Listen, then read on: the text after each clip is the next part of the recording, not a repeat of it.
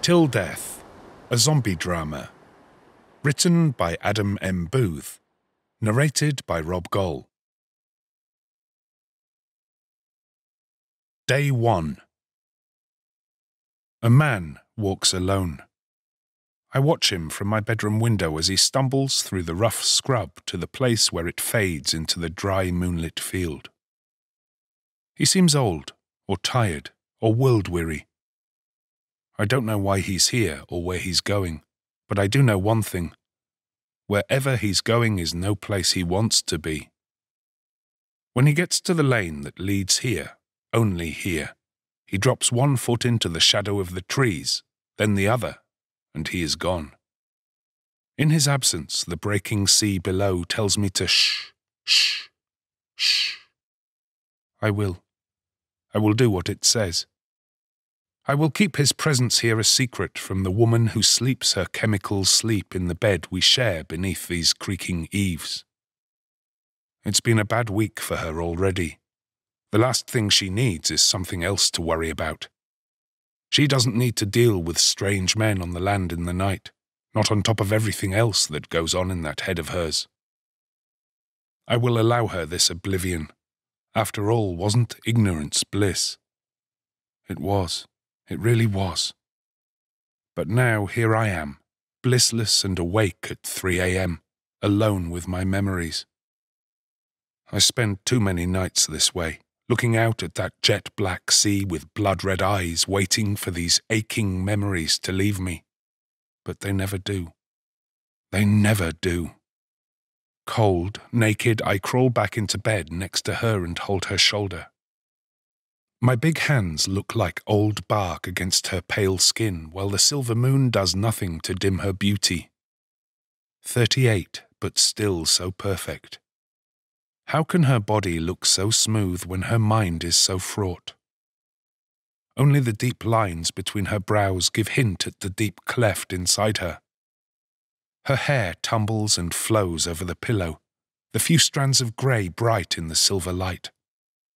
Somewhere in her drugged sleep she senses my touch and pulls away, leaving a chill space between us. So apart from the stray man on the dark land, tonight is like every night, with both of us lying alone, waiting for these dim days to end. Day 2. The sun shines bright through a bare window and wakes me alone in an unmade bed. Beyond it, gypsy birds season the early sky. For a moment I feel sad and abandoned, alone in bed so early. Could she not wait to be out of my company? And if she must rise alone, could she not have left the curtain closed and allowed me some rest? Sleep is elusive, not just for her. I remember the night before. She took her pill at 8:30 p.m., then retired to bed soon after. She probably woke around 5 a.m., only a couple of hours after I finally fell asleep. And she didn't leave the curtain open. I did. I remember now. I left it pulled back after watching that tired man walk alone through the fields. The image of him gives me a moment's pause. Then I hear the hiss and click of the kettle and am drawn upright by the promise of coffee. I stagger naked down the wooden staircase. It complains beneath me in a way that it never does under her. So when I arrive in the kitchen, she isn't surprised. I scratch and yawn in the open doorway. She's dressed. I'm not. She glances at my nakedness, then flicks her gaze away, as if looking at me for too long would make me greedy for something she doesn't have. "Put this on," she says, handing me a dressing gown all pretty in pink. I wrap it around myself and sit on a wobbly old stand chair by the window and look out at the yellow morning. She gets another mug from the overhead cupboard and sets it down next to her own. They don't match. "Did you sleep well?" I hesitate. "I mean, how did you sleep?" I reframe my question, leaving the ending open in hope of getting more than a one-word response out of her. "Fine," she says, colder than the morning. But she hands me my coffee and it's how I like it. "I'm going to bring in the lemon trees today. I say, rubbing my tender arms as the coffee runs through me. It's getting colder in the mornings. I don't think it'll be long until there's a frost. She manages. I blow the steam off my mug. I was going to put them in the sunroom. Don't, she says, hard. Then softer, just leave them by the door, I'll drag them in. I haven't been in that room for years. It's her studio and her sanctuary now. It used to be something else, but now it's that. I look out of the window toward the trees by the lane, then let my bleary eyes follow the curve of the drive that emerges from it until I'm staring out over the rippled grey sea to my right. The waves break idly against the base of the little cliff our house is perched upon. I run my fingers through the tangle of black hair on my head and wonder about the man who wandered through here last night. Was he drunk? Lost? A man would have to take a lot of wrong turns to end up down here at the very edge of everything. There was a man here last night, I say. The words leave me quickly. I wasn't going to mention what I saw, but the hit of coffee compels me, along with some teenage urge to get a reaction out of her. What? She asks, rigid and frowning. Nothing to worry about, sweetheart, I reassure her, relishing my role as her protector and guardian. Just some drunk old boy who stumbled too far. Did you get rid of him? She asks. Well, no, but I watched him from the window. You didn't think to go out and tell him to get off our land? She asks, incredulous. I didn't have to, I lie. He saw me at the window, and by the time I'd got downstairs and opened the front door, he was already halfway down the path and away. She doesn't believe me. Why not? Did you think to check the store, the gate, the vegetables? He could have been at the chickens. She wrings her hands and looks about her with angst in her eyes. But something about her drama feels like an affectation. He didn't go near the chickens. We'd have heard them. Well, I would have. I blow the steam off my coffee. What's that supposed to mean? She asks with narrow eyes. I shrug and raise my brows. Well, when you're out, you're out. I motion to the half-empty blister pack by the sink. Maybe you should just be glad there's someone here who can get woken in the night. I look away under my still-raised brow and sip my hot drink. I expect her rage, her trademarked fire and brimstone, but I get something far worse, her disdain. With an uncaring roll of the eyes, she discards me like a boy does a broken toy soldier. She lifts her coffee, flicks her hair, and retreats to the sunroom where she lashes out her anger on canvas behind a locked door. In the late morning, a quick wind blusters over the rolling countryside, coming from the direction of the town to the east. It carries with it that place's strange energies, sullying the air of our cliff-top retreat with their fumes and their lies and their fears. The suddenness of the wind whips one of the vegetable tunnels into the air and sets the chickens into a flurry of feathers and noise. But as the freak wind dies down, so do they, leaving the land strewn in plastic parts and chicken down.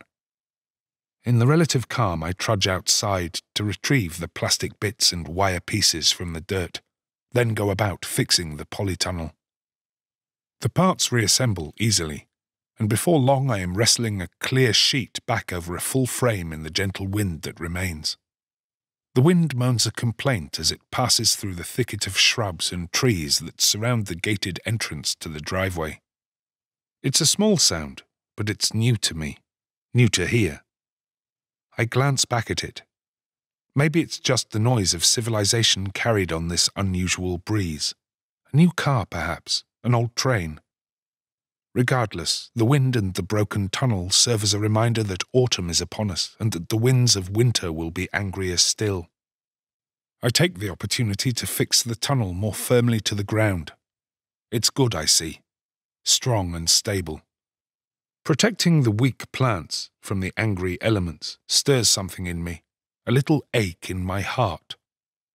For a second, I see myself as a nurturer, a grower of life and a provider of food. I smile broadly, and then I catch her eye. She's looking down at me from the big glass windows of the sunroom, a long thin brush in her long thin hand, a look of incredulity held on her pale face. I smile broader still and wave. She blinks, but she doesn't wave back. Day 3. "We need firewood," she says to my back as I eat lunch alone at the kitchen counter. I checked the log store a few days ago, and it was just less than half full, but the sky is low and dark and the air has an undeniable bite to it. The only heat we get in the house is from a fire in the living room that also heats a couple of radiators. In the dead of winter and without a good stock of logs, we'd soon freeze to death up here in this precarious little outcrop of ours. She gets nervous whenever the store is less than half full, dashing off to town to get logs like it's an obsession. She's too fretful, in my opinion, too cautious. But maybe she's right this time. The sky is leaden and heavy. Snow could come at any time, and up here snow becomes ice as quickly as the sun sets. If it was to descend thick and fast enough onto frozen ground, we could be trapped up here for days. It has happened before. Yes, she's right. Better to venture out now and get a few extra sacks from Charlie's and live to see the new year. "Do you want me to go?" I say, asking the question with a raised brow and an innocent face. She looks aghast and clutches the car key that hangs from the bunch that swings from the chain around her neck. I don't drive, not anymore, but I thought it polite to offer. She lets out a nose full of air that comes close to a derisive laugh. Then she is gone, behind a slamming door. I listen as she fumbles with the keys, then watch through the window as she rips down the track in the car. When she disappears over the hill, I breathe a long, slow breath and enjoy the heat of my own friction in front of the kitchen sink, then slump into the old leather armchair where I wait for her to return. 3:35 p.m. The car falls to a crunching stop on the gravel. I see her face through the glass of the lounge window and the grub of the windscreen, and immediately I know that something is amiss. The look she wears is somewhere between absent and quizzical. She sits alone for a silent moment, then gets out of the car. I rise out of the sunken leather seat to meet her, but she reaches the front door before I do. When she opens it, she has that same strange expression still on her face. "What's wrong?" I ask her. "I don't know," she says, honestly, quietly. "There was no one there." "No one where?" I ask. "At the store. There was no one there." "Well, it's a miserable day," I say. "People were probably staying in." "No," she says, with the question still written all over her face. "There was no one there at all. No customers, no staff, not even Charlie." I knit my brow to match her own and join her in the puzzle of it all. "But you got the wood?" "Yes," she says from the doorway, looking back down the track with a serious face. Then absently she adds, "I just left the money with a note." "Oh, that'll be okay," I say. "Charlie won't mind. He trusts us. We've been going to him for long enough." "They've probably just popped out.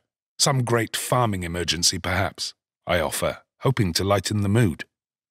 "Yes," she says, coming round. "Yes, you're probably right." Outwardly I nod, but inwardly I glow. Quietly, I love this moment, this togetherness, something to talk about. A shared mystery to solve. Her face hardens again as the puzzle of the missing people leaves the air. She steps away from the doorway she filled, and I know I am to follow her outside to the car. The trunk is full of sacks filled with logs. "You can put them in the store," she says, then begins walking away in the fading light. I don't want to go to the store. Not tonight. I'll do it in the daylight when the mind doesn't play so many tricks. "But there's room in the house," I argue to the back of her head. She stops dead in her tracks, then turns and fixes my eye. Then she tells me a second time, but this time more darkly, more deliberately. "Put them in the store." There is no reasoning with her, no room for debate, so I do it. I go. I pay her damned penance alone in the pressing twilight like an act of rebellion. I carry each bag to the rickety old shed round the back of the house with a forced spring in my step, and a defiant tune whistled through my tight lips. I shoulder each bag of dead wood around the dark corner, past the vague mound with the new grass, to the shed full of bags and boxes taped tight shut. A place of vague shapes and memories wrapped in shadows and black plastic. I keep whistling as I haul the last of the logs. 4 bags. 4 for a boy. Night falls fully and I whistle still as I sit in a scorching bath. Heat stings new scars on tracked arms, but still I shiver. No amount of heat will take away this chill. Even in the infernos of hell these bones would be cold. I hear the chiming of dishes and smell pig meat sizzling under a flame. I meet her in the kitchen, wearing pyjamas and thick socks.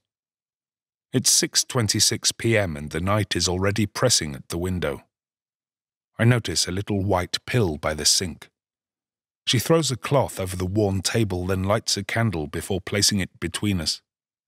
The light plays across her pale face, changing her expression like she's feeling 1,000 emotions in an instant.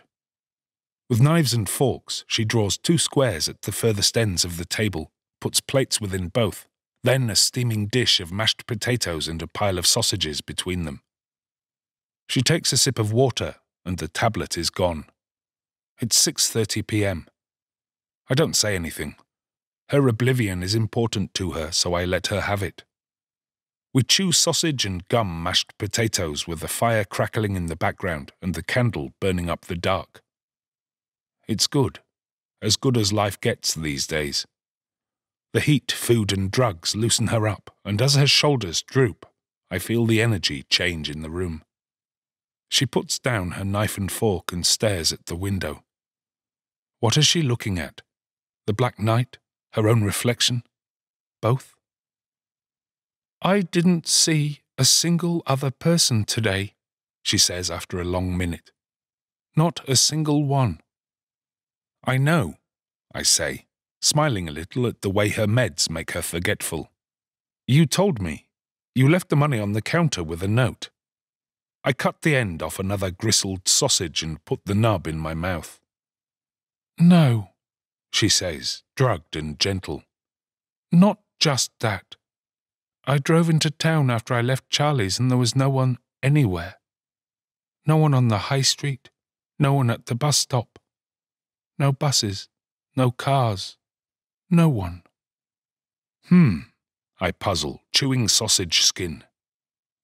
"There's always someone in town," she adds, almost to herself. "I don't think I've ever driven through town and not seen someone." She's right. The town is small, probably more of a village in fact, but it's always busy. It draws people in from remote places such as this, and more during the summer when the tourists descend. But even in the depths of winter there's some drunk farmer falling over a bench, or some idiot kid on a dirt bike screeching through the back streets. There's always some quaint pastoral commotion to draw the attention. Some quintessentially English drama to tut at and discuss later over hot tea and a scone. I mean, it's been a while since I went there. But not much can have changed over 2 years, can it? Has something happened, do you think? She shrugs, tiring of me. The mystery of the vacant town hangs in the air. Perhaps if we had a phone or a TV we could find out what was going on, but neither exist here by our own design. So the question must remain unanswered. She lets a few silent minutes slide by before beckoning me over to sit beside her, patting the vacant chair. I go to her. I see the dagger in her eyes and the knife in her hand. I know what to do. I roll up my sleeve and she blows out our brief candle, and in the darkness that follows, we play our complicated little game until I'm so cut and numb I'm sleeping. Day 4. The chickens aren't laying. On a normal day, we'd have 4, maybe 5 eggs waiting for us in the dewy morning, all covered in blood and down. But for the last 3 days, there hasn't been a single one. They don't seem sick, but they're definitely quiet. Quieter than I've ever heard them, in fact. They huddled together in the back of the coop like it is already the middle of winter. Maybe they're spent, but they're not that old. 3, maybe 4 years. If they don't start laying soon, I'll have to wring their necks. I tell them this, but they don't react. They just stare at me with those beady little eyes. Still, we have enough eggs for the week at least, and back in the house she cracks 2 into a spitting pan, and we both stare hypnotized as life's ingredients coagulate in hot fat. The low sun shines through the square window and lands on the back wall, framing a nail at the top of a patch of pale paper that forms the faint shape of a cross. The absence of a symbol of hope. "Have you finished a picture lately?" I ask, filling the silence. She stops her busy work and looks at me hard. "Have you been in there?" she asks back, her voice full of accusation. "No, I haven't. I wouldn't. I don't.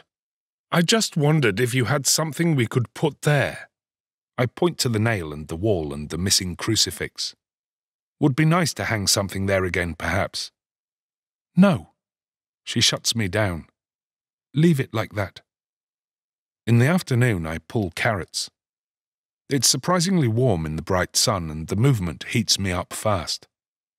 I roll up my sleeves to work harder and to look keener. I know she watches me from behind the canvas and glass of the sunroom. Why can she only look at me with those intense eyes when there is something between us, even if it is just glass and space? I roll my sleeves up still further and feel the rough skin sting on my forearm. My hand goes to it. I look down. It's red, scarred, cut in hatches and crosses. I look back up at her as if to say, "Look at what we've done." But she's gone. That night we sit apart and eat a rich stew. A family recipe handed down to her through generations of ice-cold women. It's a dish full of warm spice, reassuring roots and embracing depths, ladled out for generations in place of affection. It's how I know she still loves me, because no one could cook so well for someone they feel nothing for. Day 8. Under her secret but watchful gaze I harvest the land. The low sun catches what gilt leaves haven't already fallen to the ground, and the blue sky looks as fragile as a finch egg. In the distance, over the dour sea, winter lurches ever nearer. Yes, I think, now is the time to reap what we have sown. This used to be my favourite time of year. I remember the smell of chutneys bubbling and spices drying. Life abundant. The 3 of us thanking the spirits for all we had. We had so much. I'm pulled out of bliss by a screech and a boom overhead, the sky being split by a Harrier jet scrambling low. It screams out to sea before curving back in toward the land in a giant sweep of the sky, heading in the direction of town, and perhaps the capital far beyond it. Another follows, doubling the screech and doubling the boom. I run up the field after them, but they're gone in an instant. I feel her behind me. The strange sound brought her out of the house. We look at each other, puzzled. "Practice?" I ask in the torn air. She says. "Must be." We stand side by side, looking down the ragged and windswept coast. When the boom eventually leaves the air, her eyes grow critical and wander the land till they find the dry stone wall that ambles across the horizon. "It's too low," she says after a moment's consideration. I look at it. The short, squat wall has stood there an age, collecting moss and lichen. 2 small sections are missing their top stones, and sheep pock the landscape beyond it. "You should build a fence," she says, and she's right. The wall is good enough to keep the sheep at bay, but a person could straddle it easily. The man that walked through here last week likely came over it, and we both know it. Apart from the gated entrance to the driveway, it's the only way anyone could get onto our property. "I'll do it in the spring," I say. "Does Charlie still do fencing?" "Yes. Yes, he does. He does everything we need." A thin smile on her face, the start of a question on mine. The query hangs in the air for a moment. Then we go about our solitary businesses, each hoping tomorrow never comes. Day 9. It's here. The 3rd anniversary of what I did arrives as inevitably as the seasons, bringing with it a sadness that feels like a presence in the house. I work alone on the land, and in that way today is like any other. I see her in the sunroom as always, the blank back of a canvas facing me, the front being struck and whipped with her paint and grief. She glances round the side of it now and then, looking at me like she's painting my portrait. Maybe she is. I narrow my eyes and smile weakly, trying to meet her in the pain we're sharing, but she doesn't respond. She just squints in my direction, looking at me like I'm a still life project, just some dry rock in a barren landscape. Tick, tock. Time passes defiantly. Shadows needle across the grass. The boughs of a bare tree obscure the falling sun. Cold, thin hands pass over a pale clock face. Tick, tick, tick. The clock ticking ever closer to that fateful tock. The moment everything ended. 5:47 p.m. Time eternal. With every passing second I feel the tremor building. It starts as a tremble in my knees, then it's a weakness in my knuckles, a ball in my throat, a prick in my eye. Don't cry. Don't let her see you like this. You've got to be strong for her. You've got to be strong. I drop my tools and keep my head down as I trudge over the grass and out of her sight to the back of the house, while the ocean wind and trees conspire to whisper his name into my cold, bitten ears. Nathan, Nathan, Nathan. I drop to my weak knees in front of the faint mound in the earth. It used to be flat here. This ground was flat. But now it isn't. Now it's forced up by something deep underground. A box with something in it. Something I put there. Yes, now the anger comes the way it has on this day each year since he left us. It shudders through me like a storm. My face stretches into a silent scream. I draw up my dirty hands to hold it back, to put myself back together, but I can't. It's coming now and it can't be stopped. I moan, and I beat the earth, fighting it, punishing it for the horror, for all the fucking horror I have seen, for showing me my own flesh and blood crushed flat under my own black tire, for ever making me feel that sickening crunch, for ever letting me see his treaded face. No one should have to experience that. No one. That experience should not exist. It shouldn't fucking exist. I take my fury out on the very earth itself, beating it hard, beating it deeply. And I feel another beat, the beat of feet approaching fast. I spin around just in time to see her hand swing towards me. Her hand meets my face with all the force she has, and I fall onto my son's grave, with my face stinging and my ear ringing.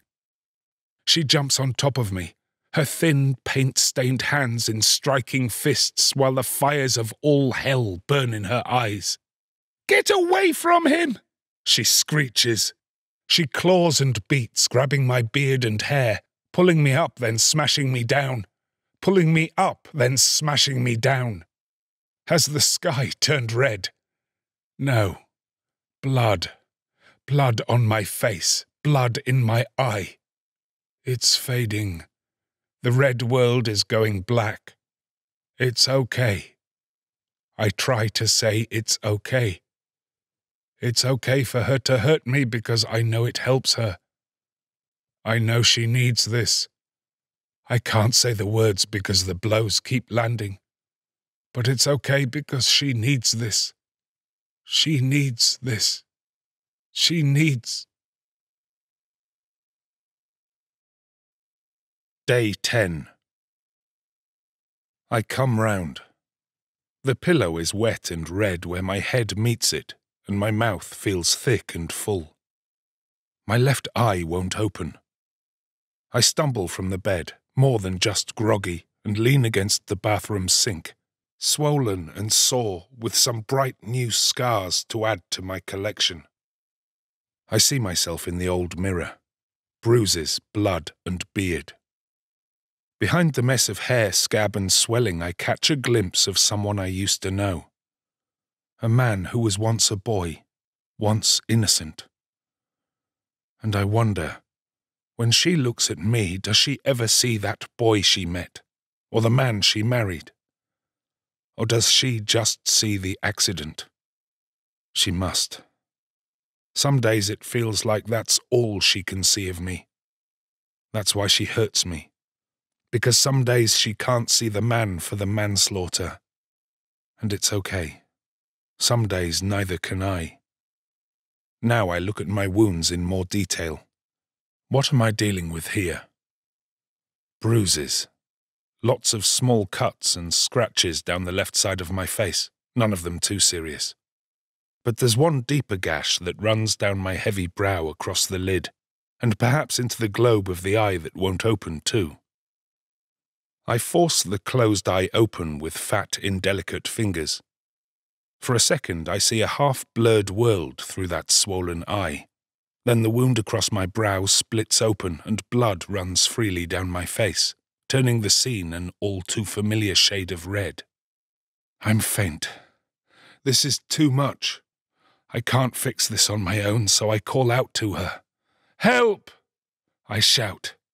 "Help me! Help me!" I fall to my knees on the bare boards, holding on to the pale porcelain with bloody hands. Then the world that turned red turns black again, and I'm gone. In the timeless black there is only him. He's tiny in the distance, so small I shouldn't even be able to recognize him, but I know it's him. I know my own son. I set off running. I'm excited to see him. An engine revs. I run faster to get to him, but he's still so far away. The engine revs faster, but I keep running. Suddenly I'm there. His back is to me. He's such a little boy. I forgot how small he was. I spin him around, but each side is only the back of him. The back of him. The back of him. And the engine is screaming. And the engine is screaming. "Nathan!" His final image wakes me. The bed is clean, but my mouth is dry and the skin feels tight on the left side of my head. I raise my hand and feel the tightness there gingerly. A bandage is wrapped around the left hemisphere of my head. She must have fixed it when I was unconscious. The presence of the tight bandage is reassuring and I feel better. Not good, but better. The light is weak. Is it early morning or late night? And what day is it? She is sat in the seat by the window looking out. I say. I was supposed to say morning, but only came out. She turns to look at me and her face is full of concern. It's a beautiful face. A face that could so easily melt into a smile. A face that could say "I love you" without ever saying the words. I smile. I can't help it. She brings it out of me like a flower in the sun. But with that, the sun sets. Her face falls dark. She stands up straight and leaves the room. I hear doors open, then close, and I'm alone again. I notice food on the side table. A dry sandwich and a glass of water. I choke it down. My teeth feel bruised, but I chew and swallow with gusto, and I feel like I'm coming back to life as I fall back asleep. Day 11. I sit at the kitchen window, looking out at the wet landscape, and quietly ache. The rain on the glass makes it look like the world outside is melting. The eye I can still see through shifts its focus from the abstract landscape to my own bandaged face reflected over it, then back again. Some of this is voluntary, some of it is not. Through a muffled ear I hear her in the sunroom, beating the canvas with her bristles and sticks. That room used to be his bedroom, our son's, Nathan's. The old cottage is cozy and small, so when she got pregnant we knew we'd have to make extra space for him. Our single small bedroom wouldn't hold the three of us for long. So while she built our boy, I built a small extension on the side of the house. I knocked out part of the kitchen wall for the door and built the window so large the room was almost all glass. I wanted him to have the best view of our fertile little corner of this green and pleasant land. When the building was complete, she decorated the new space. Trains and mobiles, a blue cot, a red rug. She painted the large plain wall with the same landscape that surrounds us, reflecting our perfect place, bringing the outside in, but imbuing it with magic and fantasy. She filled the scene with castles and wizards, horses and dragons, frogs in capes, cats in boots. Every inch of it glistened and shone, and every stroke overflowed with wonder and hope. She finished it a week before he arrived, and that night as she dropped her brush in water for the last time, we stood there and marvelled at all we had created, while dye bloomed in a glass jar.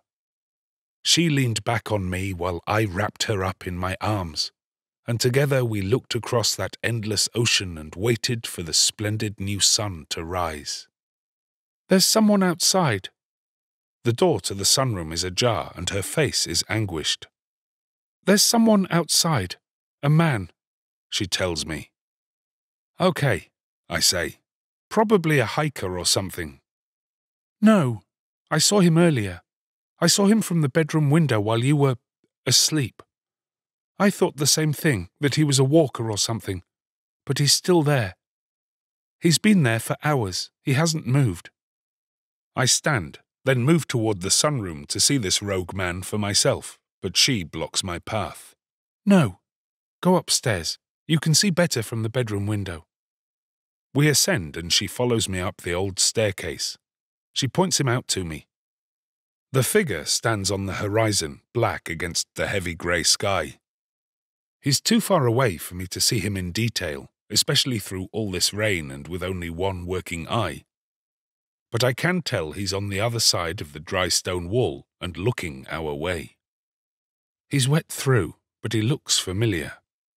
It could even be the same man that walked through here a week or so ago, but the conditions tonight are doing nothing to make any of this clear. I say, holding her with me in the moment while I consider the way he stares in our direction. "Maybe he's a photographer or something," I hazard. "In this weather?" she asks, incredulous. With a shift in her expression, she dismisses the notion, then commands me, "You're going to go outside and see what he wants." I pause as I prepare my excuses, then say, "I don't think I should be going out while it's like this, darling. It's torrential out there. And look at me. I'm hardly in any fit state to be confronting anyone. I mean, what am I going to do? Storm up there with a bandaged head, waving my fists and asking questions? And with only one working eye?" She flinches. She's uncomfortable talking about my injuries, I can tell, so I push it. In fact, I think I might need to see a doctor.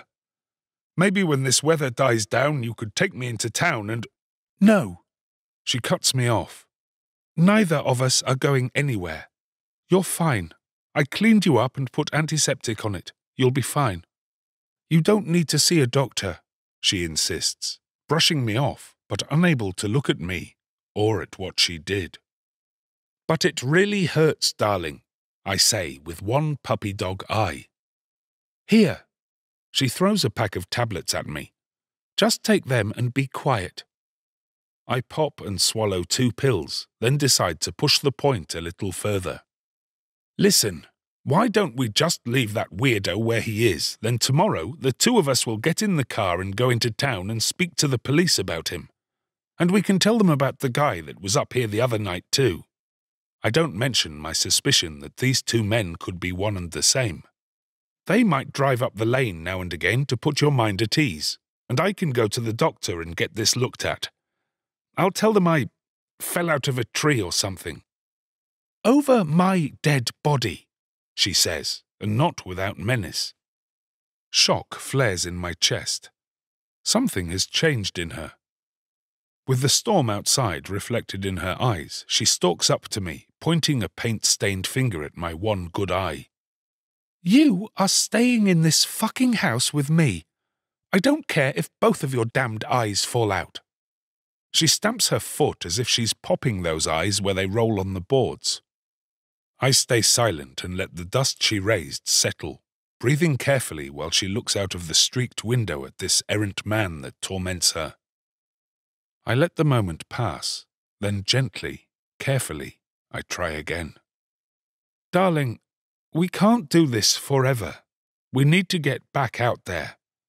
All the letters we used to get, people have stopped writing. They're forgetting about us, darling. And I miss them. I miss our friends. We need them. We need to get some help from somewhere, sweetheart, I implore.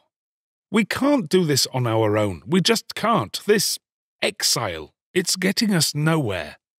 I know we have things to work through, but we can't imprison ourselves up here forever. It feels good to say these things. It feels good to be talking finally. Her back is to me and her shoulders shudder up and down. I'm getting through to her. Finally. Yes, I think. It's good to cry. She never did. Not when she came running around the corner of the house and found me holding his flat head. Not in the ambulance or in the morgue. Not at the funeral or police station or in court. Not when we packed up his toys. Not when she papered over the mural or on the anniversaries of his birth or his death. Not at Christmas. Not when I cut myself for her. But it's okay. It's okay. Let her cry now. Because if she can, then maybe finally I can too. I get up from the bed and move towards her. I will hold my wife while she falls apart, and then I will put her back together. I get close, but before my arms wrap around her, I realize that I've got it wrong.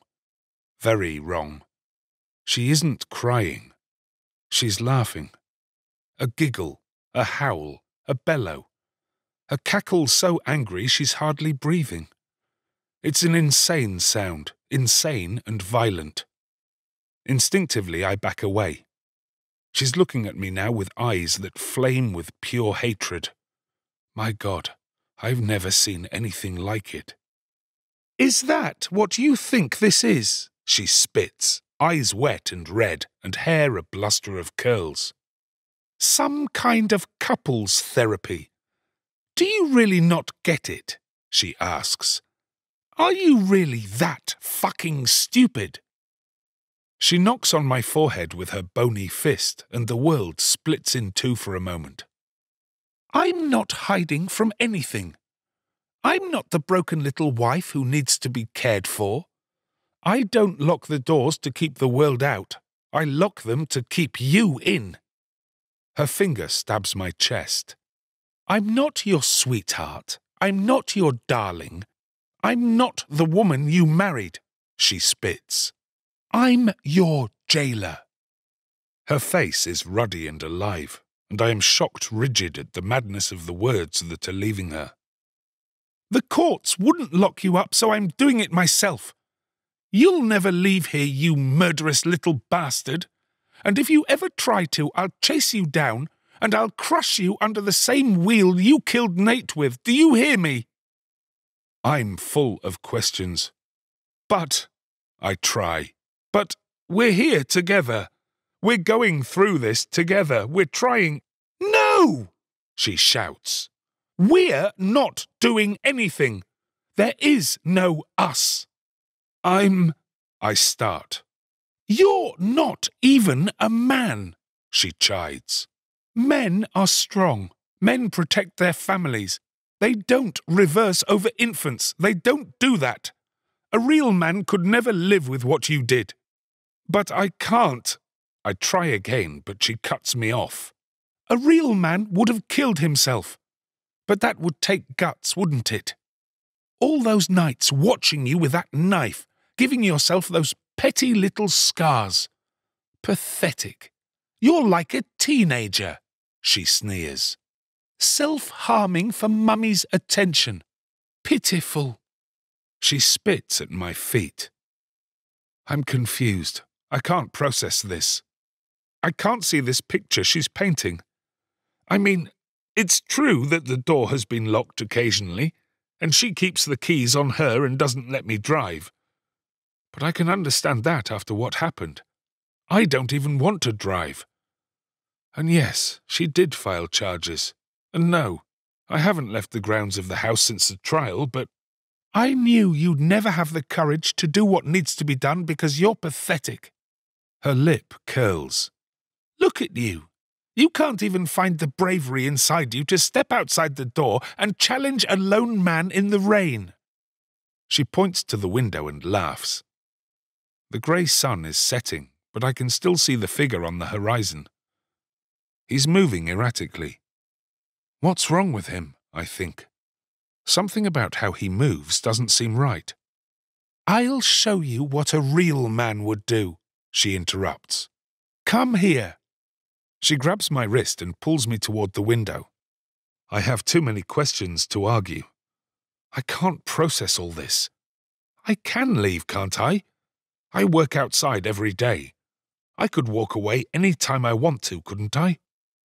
I see her again, watching me from the sunroom window with eagle eyes. One hand is lashing paint, but the other one is clutching the keys around her neck. Memories swirl. Dark nights and clicking locks, sharp knives in candlelight, cold beds and furtive glances. Back in the room, I'm looking at her, gaping like a goldfish, as my mouth tries to find the words I need to form the questions that I have to ask. She's gripping my arm and rummaging in the drawer next to the bed. I feel something cold against my wrist, but I don't look down. But you love me, I remind her. You cook for me every day. You feed me. Oh, don't flatter yourself. I only keep you alive to keep you suffering. No, I resist, sure of myself. You could do that with dry bread and water. You put effort into it. You enjoy it. You're proud of the food you make me. She looks away and pauses, tamed slightly. Then she looks back at me, or through me. Her face has changed. She's somewhere else. You look so like him, she says quietly. If I squint, I can see him in you, you know.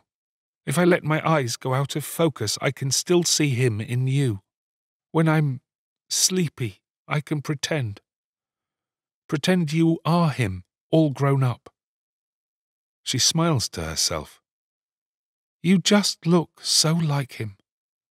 We both get lost in the memory of his face. Then I hear a click and feel a cold pressure on my wrist. I look down. I'm handcuffed to the pipe that feeds the old radiator, and she's ablaze again, pushing me back against the wall. She has the knife I use at night when I'm sorry and mournful. It's at my neck, pressing in, sharp end making the smallest puncture, the prelude to a slit. Look at me, she says, so I do. Are you watching? Do you hear me, you cunt? I shake my head, then nod. Because I do. I hear her, but I still don't understand. I was his dad, I manage, but she hits me on the side of my head and light flashes behind my bandages. Shut it! You're no one's anything. You're nothing, okay? You're nothing. You're nothing. She wipes her sweaty brow. Now, I'm going to go and talk to him out there. And you're not going to make a peep, okay? You're going to stay here and stay quiet and watch me with that beady little eye of yours. And maybe you can learn from a woman what it takes to be a real man. She slides the knife into the pocket of her jeans, and I see it stain the blue fabric red. Then she's gone down the stairs in a wind. I hear the front door unlatch, open, close, then lock. I stand to the side of the window and pull against my restraint so I can get a view of her running off into tonight's grim twilight. The rain soaks her in an instant, her blonde hair turning dark and sticking to her face. She holds up a hand to shield herself from the lash of the elements as she leaves the level gravel of the driveway and sets out into the rough grass.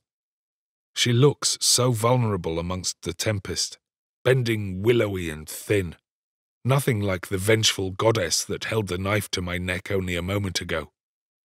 As I stare, I put my free hand to my throat. It comes away red, like a warning. Am I in danger? Well, I'm bleeding, aren't I? And I'm blind in one eye and covered in scars. I must be in danger. I must be. I start to adjust to this new reality. I close the eye I still can and I see her in my mind, switching, morphing and changing. She's 20 and laughing. She's pregnant and asleep. She's a dead-eyed skeleton with knives for arms. I hear her shout and I open my eye. She's at the boundary of our land, about 50 meters from the man on the hill. She's calling out to him. The man doesn't call back, but he raises his arms in some kind of gesture. What does it mean? Is it surrender? Or something else? What does this person want with us? My head feels full of knuckles. It clenches and grasps. Something isn't right. There's something strange about this man that I can't put my finger on. Something about the way he moves is different. Wrong. But there's no time to think, because now she is screeching into the wind, bellowing with all the anger of a hurricane, a creature of fire and fury. Even from here she's impressive, and even from here she's intimidating. If that idiot up there knows what's good for him, he'll turn on his heel and disappear while he still can. But he doesn't. He just stays where he stands, shuddering alone on the horizon. She bursts forward, running toward him, a rattle of words spewing out of her, words that the wind turns into a howl. She storms up the incline, knife held aloft, metal glinting silver even in the greying light, but still the man doesn't leave. He doesn't even flinch. He just stands there, head cocked, one shoulder dropped low, shuddering. Overhead, the thickest clouds I have ever seen stain the sky, drawing in the night an hour too early. Under the weight of the dark sky, my wife rages ever nearer our visitor. But then, for all her fury, she is suddenly still. Something has stopped her dead in her tracks. But what? What has she seen? What about this man could quench all that fire? She's shaking her head slowly and she's backing away. The knife held in front of her no longer like a threat, but like a warning. Now he's the one that's furious. He's thrashing, thrusting himself forwards toward her with a fierce new impetus. He falls over the old stone wall like a dolt, but in a scrambling moment is back on two graceless feet with his arms outstretched, ever more animated, ever more desperate, stumbling toward my wife as she retreats, her body now a study of revulsion and fear. She looks back at the house, back at this window, back at me where I stand cuffed to this radiator, powerless, anguished, confused. Our eyes connect through the sideways rain, and I see there is need in those eyes, in those ever-changing eyes. Help me, they say. I know that's what they say. I know my wife. Despite everything, I know my wife. I know that's what they say. I pull at the cuffs and they rattle against the pipes, but they don't give and I don't budge. I try to open the window with my free hand, but it's locked. I look out at her with pleading, sorry eyes. I see his fingers reaching. The keys glint on the chain around her neck, and then he grabs her. There is a struggle. Two figures brawl. She overpowers him, dropping him to the ground. But he drags her down with him, clutching her hair. I see a spray of blood and the knife flash through the reddened rain, then a tumble of arms and legs roll down the hill. There is a shriek.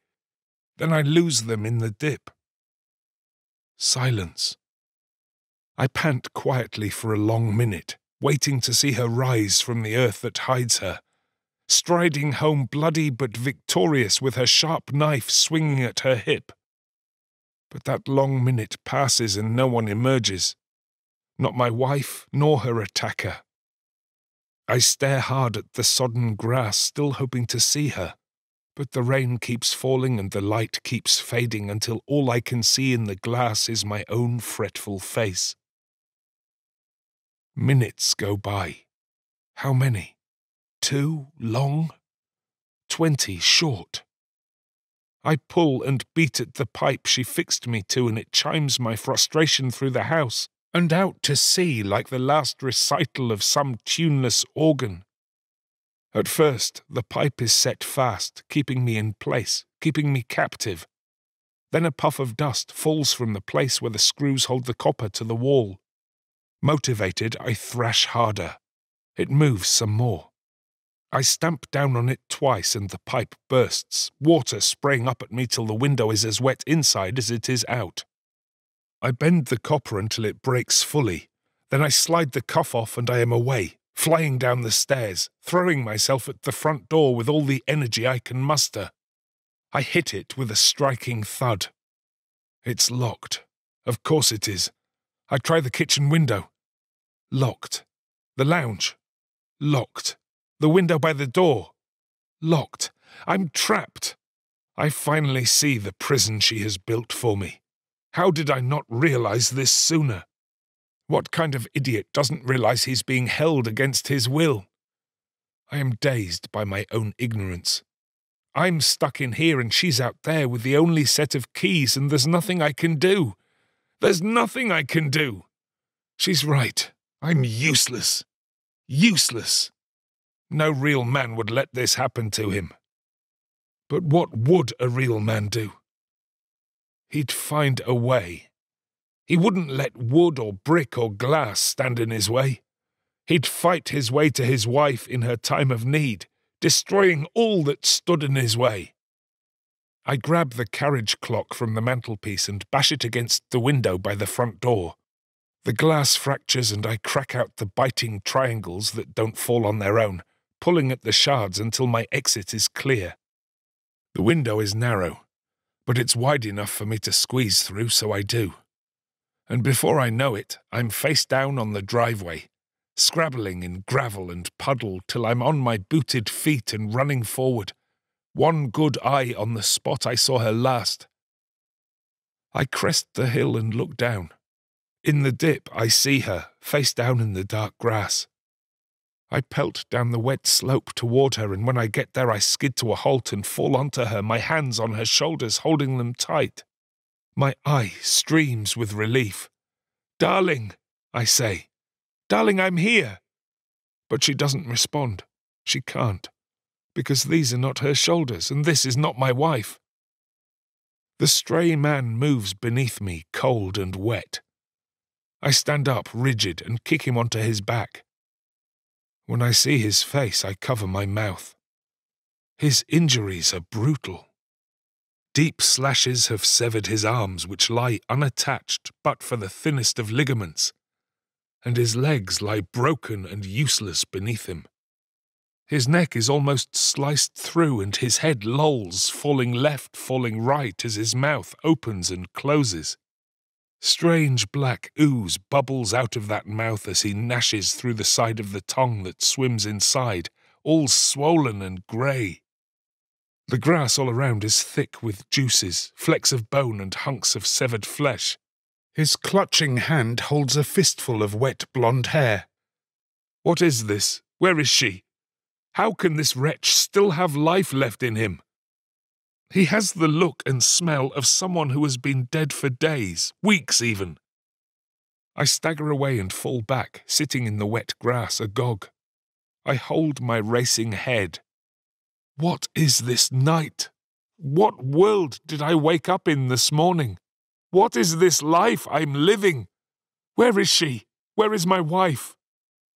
I stroke my hands through the gut-soaked grass. There's something I should realize, I know it. I need to be honest with myself, honest about what's been going on around me and what's happening in front of me right now. I allow the truth to materialize and it feels like a cold wind passing through me. I shiver as the thoughts form. My wife doesn't love me. In fact, she hates me. We have not been here recovering. She has been holding me here, keeping me locked up and isolated, harming me to punish me for the accident.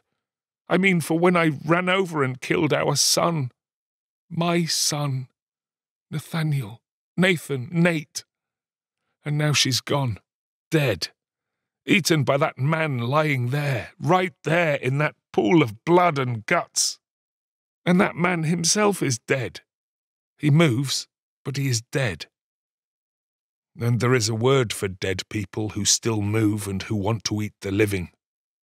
He's a zombie. Just like in the movies. Just like the low-budget rubbish we watched on VHS cassettes in our teenage bedrooms. But this isn't a movie. This is the field outside the house I have lived in for the best and worst years of my life. I hold my fists to my eyes. She's gone. She's gone. I stand and go back to look again at her killer. His legs are bent out of shape, broken like they've been stamped on, useless like his arms. With no arms and no legs, he's just an angry set of teeth. The nearer I get, the hungrier he seems. He opens those teeth wide and smashes them shut over and over, his eyes rolling while his teeth crack with the force of their own famine. Her silver-grey hairs caught between them. Then, behind his head, I see another glint of silver reflect the moon. My wife's chain. The keys. I want them. I need them. I reach out for the metal bunch, but he finds some extra power from somewhere and flips his head in my direction, his broken teeth getting too close to the scarred pink flesh of my arm. I retaliate, kicking him out of the way. He rolls onto his side, and there lies the bunch, shining silver in a puddle of offal. I scoop them up and turn to go. But no, I decide, not yet. I can't leave him here like this. This man has trespassed against me. I am entitled to defend my property and my wife's honor. I stand above his ragged body and watch him flap that damned jaw of his. He's pathetic. So full of urges, yet so inept. All want, but no means. A miserable creature. I raise my booted foot above his head, then bring it down hard. But I hit the thick part of his slick skull and slip off to one side. I stumble, but I straighten myself up and I try again. Stamp. This time my heel connects with his temple and his gawping face collapses. When I unseat my foot from his face, his nose skin comes away with it, stuck in the deep tread of my boot. I wipe myself clean on the wet grass. His broken jaw has stopped moving, but his eyes still swivel in their sockets. He seems to look up at me and, no, I don't look him in his eyes. I stamp down once more and his head pops, and that's it. That's it.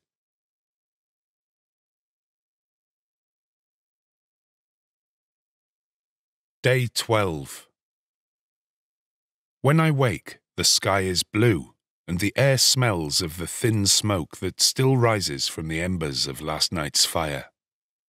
The bandage over my eye feels loose, and the eye beneath it less swollen. My good eye aches and squints. I breathe out, and my breath hangs in the air. I stand and collect the broken clock from the floor. The face smiles at me and tells me it is 9:36 a.m. I look around the room. Water stains from the burst pipe upstairs run faint orange down the beige wall to a soggy carpet covered in broken glass. Fresh air breathes in through the broken window, and the light that follows it in is unfiltered. It's all real, isn't it? The events of last night, they happened, didn't they? Shattered glass writes last night's story on my damp rug, and the sun, broken across sharp triangles, illuminates the room. It's so strange, isn't it? How daylight gives gravity to the events of the night before. If I had cleaned all this away before I fell asleep, maybe I could have pretended it didn't happen, let the night keep its horrors. But here in the daylight, it all has to exist, doesn't it? I have no choice but to accept it. My wife hated me, and now she's dead. A zombie killed her. And there are zombies now, or something like them. Isn't that strange? Isn't all this strange? Ha! I laugh at the absurdity. Is it strange that I'm amused? I suppose it is. I suppose it is. I suppose I should feel fearful, but I don't. Not yet, at least. Using the keys now in my possession, I unlock the front door and step outside. The unbroken sun is bright and its heat is thin, but it's enough to remind me that it exists. I raise my face to it for a moment and feel its heat. Then I set about boarding the broken window and fixing the burst pipe. In the afternoon, I make a tuna sandwich and eat it alone at the kitchen counter. I spread the butter thick and pile enough tuna and mayonnaise for 2 people between 2 thick slices of white bread. The filling oozes out of each side. I bite down on my fat sandwich and it tastes like the first thing I ever ate. Chewing, I look out of the window toward the place I know her remains and the mangled body of the zombie still lie. I have no appetite to see either again. I think of the scrambled jets and the empty town, then swallow hard. I should build those fences. Day 13. 1 a.m. I can't sleep. Images of her. Memories. Vows. Promises. Eulogies. They drift out of the darkest corners like mist in a breeze. I get out of bed and I sit naked in the window. The moon is bright over the distant sea and shines a spotlight on my windswept cliff top. This place was supposed to be our escape, our perfect dream of self-sufficiency. We told ourselves we had raced with the rats for long enough. London was full of them. Someone once told me that in that greasy city you're never more than a metre away from one, and I crossed paths with my fair share. Burnt out and cynical, we abandoned our Blackberries and laptops and ran from that rat race, all the way down here to this place, here on the very edge of everything. We sold all we owned. No more satellite dishes, no more Swedish furniture, no more cocktails or cocaine. This was our new start, a reinvention of ourselves as clean-living, self-reliant citizens of a new earth. She still had her art, of course, and all of her parents' money. Piles and piles of the stuff hidden from the sight of our quizzical friends. We're just not money-orientated. We'd tell the dinner party guests that made it down here to eat our foraged meals, and gawk at our self-inflicted austerity, and later at the new baby. Some good that money would do us. All the trust funds, golden geese and nest eggs in the world couldn't save us from the misery that waited for us here. I wonder about the rest of the world for the first time. I picture the city, gone. Maybe. If they've made it here, they've made it everywhere. Good. Nothing of value was lost. Sure, our austerity was a facade, but my hate for the life we left behind was real. I hope it is over. I hope this is the end. Day 14. The sun rises. Last night, deep sleep never came. So this new day develops under the weight of that strange feeling that follows a late flight across 2 time zones. Slightly too bright, slightly too real. I unwrap the falling bandage from my damaged head and let it fall to the ground. I watch the sky bloom through aching new eyes. No trespassers on the horizon. No monsters at the door. At least, not yet. I read. I eat. I please myself. I don't clean up. Later, I return to the place I lost her. What remains of the 2 of them lies knotted in the blackened grass, wrapped up like lovers in some grisly final embrace. I kick the parts into a pile. I find the knife lodged inside him, dirtied but not dulled. I bundle up the bones and dried matter, then discard them into the sea, with a sentiment that I don't feel in my heart, and an ancient prayer that I don't mean on my lips. I tire quickly, so I stay indoors. In the late afternoon, I make a bed in front of the fire with pillows and blankets. Then I fall asleep to the whistle of the cold wind, as twilight hides what remains of the day. Day 15. The frail wind still blows. I sit by the fire and listen to it complain through the trees, and watch the clouds roll beyond the window, the overcast sky desaturating everything that lies beneath it. Yes, I think, this looks more like an apocalypse. Then I smile at my own wryness.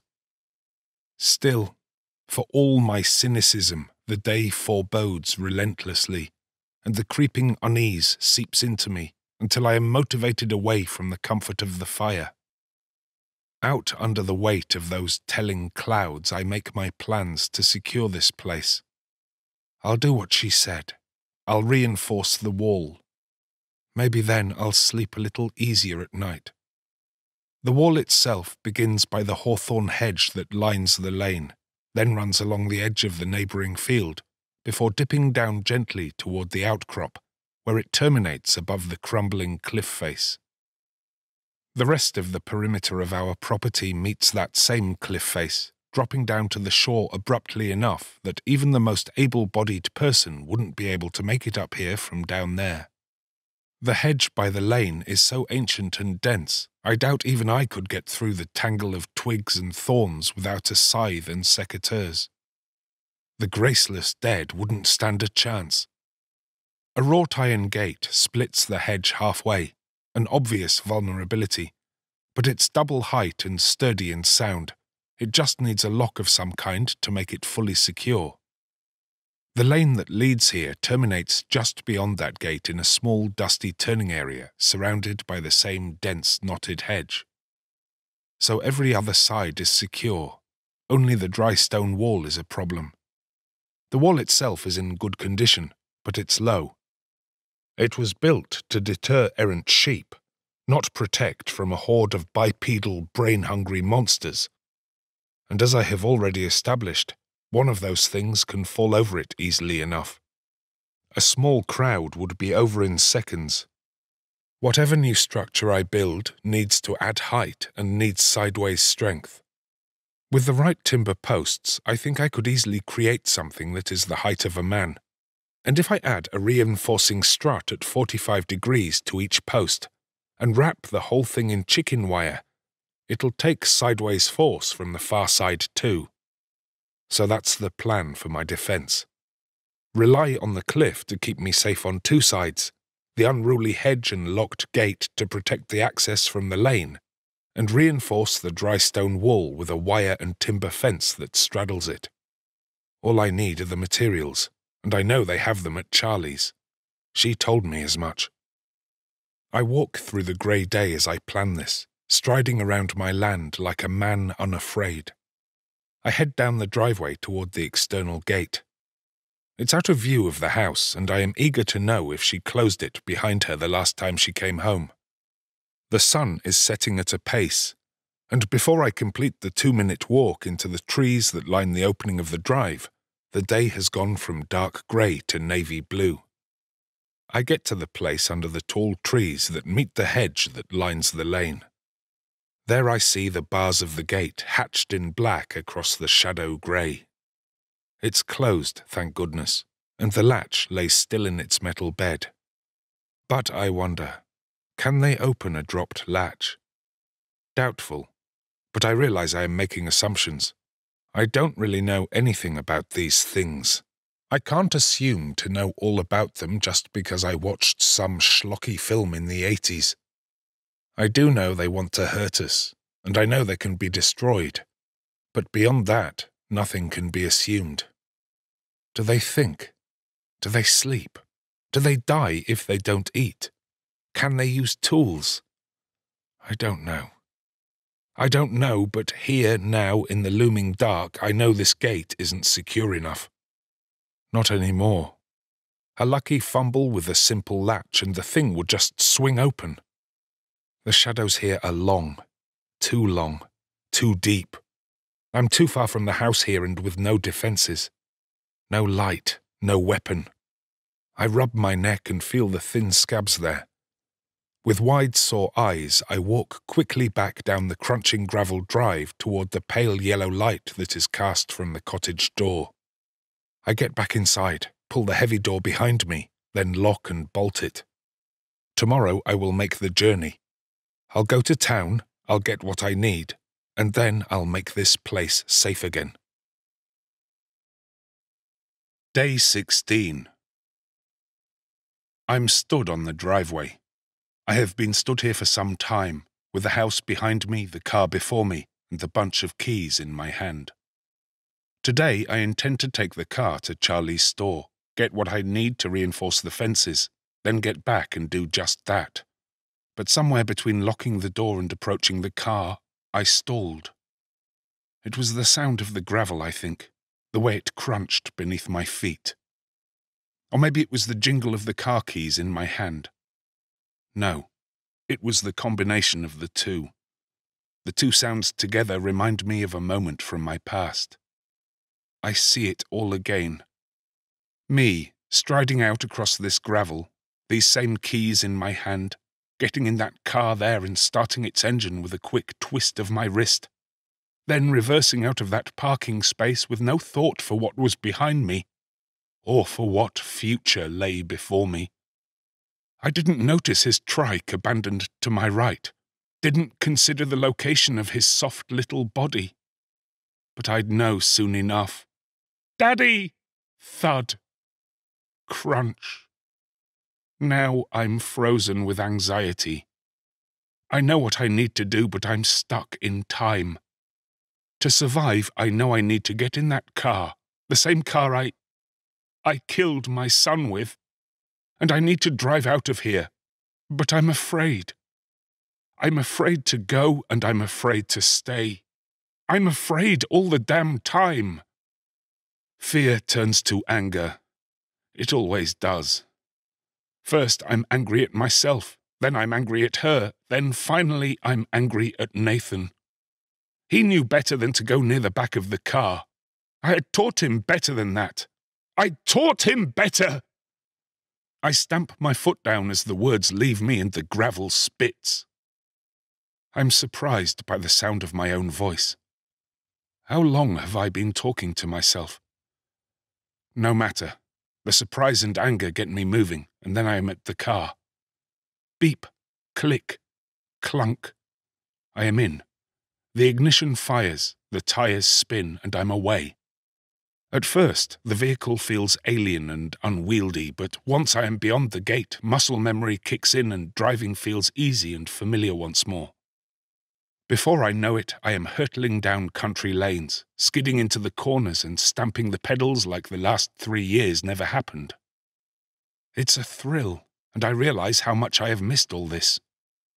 The sound of tires pulling on tarmac under a wide blue sky. The sound of freedom. So many of my best memories start with a car journey. The taxi to a show, an airport transfer. The two of us escaping the city, cruising into the country in the butterfly summertime, the windows down, a song playing. Music. How I've missed it. The radio. My hand flicks the switch and the speakers come alive, but no music plays. Instead, a siren and a warning. Appear slow and weak, but they form groups and together they can easily overpower the healthy. If you are attacked and are unable to escape, then attempt to destroy the head. Destroying the head will eliminate the threat. I repeat, destroying the head will eliminate the threat. Remain indoors. Conserve food, water, and energy. Stay tuned for further announcements. May God help us all. This is an emergency public service announcement. The Zika virus has reached pandemic status. The public are advised to remain indoors. Do not approach the infected. Their only desire is to kill and eat you. Do not try to reason with them. It is impossible. If someone close to you becomes infected, you must contain them. Do not expel them from the home. If you have space, secure one room for the purpose of containing your infected. Do not enter this room. Do not attempt to fight the infected. They may... The message loops again, a pre-recorded cycle. I listen to it 2 more times, then turn it off. The freedom I felt is short-lived, and uneasiness returns as I arrive at Charlie's farm store. Everything here has changed. The building that stands before me is an uninspired construction of metal and breeze block. It is not the building that stood here when I last visited. Back then, it was just a drafty barn sitting squat on the outskirts of town, repurposed to sell bread and milk and chicken feed to the local farming community. The old building was webbed and dusty and creaked in the wind, but at least it had charm. The building that stands before me is sturdy, but has none. Why didn't she tell me it had changed? There's no time to consider this peculiar omission. I must get what I came for. I knew the layout of the old store well, but I know nothing of this new one, so I will have to search to find what I need. I reverse the car up to the entrance, kill the engine, then step out onto the new tarmac and listen. Nothing. Not even birdsong. The glass door to the store senses me and slides to one side, inviting me in. The deserted shop feels eerie and makes real what I realize I have been considering in the abstract. The end of the world. This is what it looks like. It looks like an empty shop in the middle of the day, the lights all on, blazing bright for absent eyes, lurid and lonely like some abandoned film set. I wonder how much longer the power will last. Another thing I hadn't considered. The bulbs overhead hum, and I itch inside as I wander the aisles. Detergents, tools, reins and harnesses, oversized tins of coffee. I'm transfixed by colours and words. Buy 2, get 1 free, a star shouts. Whites that are whiter than white, promises another. I need all of this, all of it. Focus, man. Timber and chicken wire. That's what you're here for. Once that stuff's in the trunk, you can take anything else you like. Just get what you came for first. I wander further past cans and hammers and knives toward the back of the store. Another automatic door leads to an outside yard. Maybe the building supplies are out there. The door slides silently aside and cool, fresh air breathes past me as I step through it. Yes, here they are. Between the aluminium troughs and chicken hutches I find everything I need. Hundreds of posts neatly stacked, rolls of wire beyond them. More than I will need to build my fence. Good. Good. I breathe a little easier. Now I just need to get the stuff to the car, and then away we go. A trolley will help get that done sooner, so I cast around looking for one. I go to the edge of the yard. The yard is protected from the sun and the rain by a tin roof and is surrounded by a rugged and rigid wire fence that's almost as tall as the building itself. I spot a trolley abandoned at the bottom left corner of the yard. I start toward it, then stop. On the other side of the sturdy fence is a figure, a man. He's about 20 meters away, just beyond 2 galvanized skips, black bags and a stored bicycle, and he's heading in my direction. The life that he emanates is all wrong. I know he's one of them. I know I ought to run, ought to hide. I ought to grab a mallet or a plank to defend myself with. But I don't. I don't move. I stay stuck firmly to the spot, watching him, transfixed. He's an inelegant creature, falling and crashing into the skips and refuse, getting caught in the black plastic that hangs out of them and spilling their rotten contents onto the concrete floor. The leaning bike falls, and he steps into the chain, then falls on his face. He might be pitiful, comedic even, but every time he falls he gets back on his feet. He's dogged, determined. Now that he's nearer, I can see that he must be in his mid-40s. His hair, the side that isn't darkened with dry blood, is speckled grey and cut short. He's wearing chinos and a checked shirt. His belt and watch look expensive. Then I realize who he is. He's Charlie. The 3 years since I saw him last have peppered his hair and lined his skin, and of course, he's dead now. Well, pretty much. But it's him. I'm sure of it. This place was his business, his livelihood. Now he's at the fence. A less well-made fence would rattle and shake, but his holds firm. He looks straight at me. I can sense his desperation. He presses his wanting body hard against the fence, his pallid skin going purple in instant bruises, his thick fingers wedging between the wire in a way that splits his dry grey skin. He rubs his jaw against the fence in an eating motion, and I hear his teeth drag against the hard wire, while something thick and viscous dribbles from his chin. I should leave, I know I should, but I don't. I do the opposite. I go toward him. No harm in understanding these things, is there? Surely it can only help me better prepare. From a few feet away, I can see his eyes more clearly. Something in them draws me in, something more than just animal. Then I catch sight of his throat. Behind his red-stained collar there ought to be an Adam's apple covered in cologne-stained skin, skin speckled and raised by a lifetime of dragged blades and duty. But there is no skin, and there is no Adam's apple. There is no windpipe at all, in fact, only exposed sinew, torn cartilage, and 2 notches of an ivory spine. It's a wound that tells a tale of the violence that caused it. It's only too easy for me to picture the scene, and the image is enough to revolt me. I stagger back and awaken to my situation. I must do what I came here to do. That much is more certain than ever. I grab the trolley and drag it away with me, back to where the timber and wire are stored.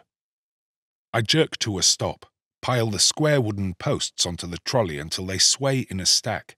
Then I heave the trolley back toward the car as quickly as I am able. As I begin moving, so does the monster on the other side of the fence. He's slow, but he's sliding along the fence in the same direction as me. I shuttle through the store as fast as I can, wheels squeaking against their bearings. As soon as he is out of my sight, I am unnerved. At the entrance, I quickly glance side to side to see if the coast is clear. It is, so I throw the timber posts into the back of the car 2 by 2. The wood is good and heavy, and I break sweat quickly. But all the time I can feel his presence behind me like a cobweb at my neck. I glance back at the building. Nothing. I keep going. 8, 10, 12. I glance back again. Nothing. 14, 16. A noise. I look back. Nothing. No, something. A shadow. A foot drops around the edge of the building, then the body of him follows. I throw the last 2 pieces of timber in the car and back away from him, hands out in a gesture that mirrors his own. What's my next move? I need more stuff, but I can't go back inside. Not with him here. The sliding doors don't lock, and if he follows me in that way, he'll be blocking my exit. Maybe I could fight him, but I don't want to risk it. No, I need to get him away from the entrance, then stop him from following me. A loose plan forms.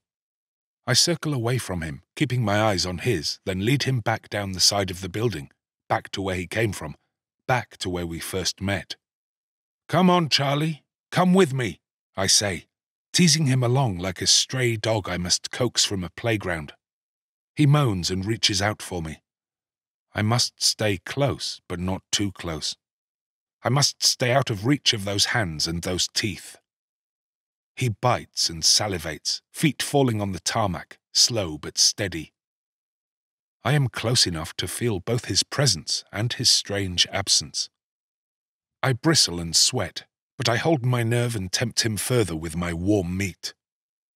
We pass the last of the 3 corners of the building, edging and teasing until finally we are back by the wire fence where I first caught his eye. This is the furthest point from the entrance to the store, and now that I've got him where I want him, I must run. I sprint toward him, then dart past like a footballer weaving around his opponent. He lunges for me, but I dodge his grip and move away faster still.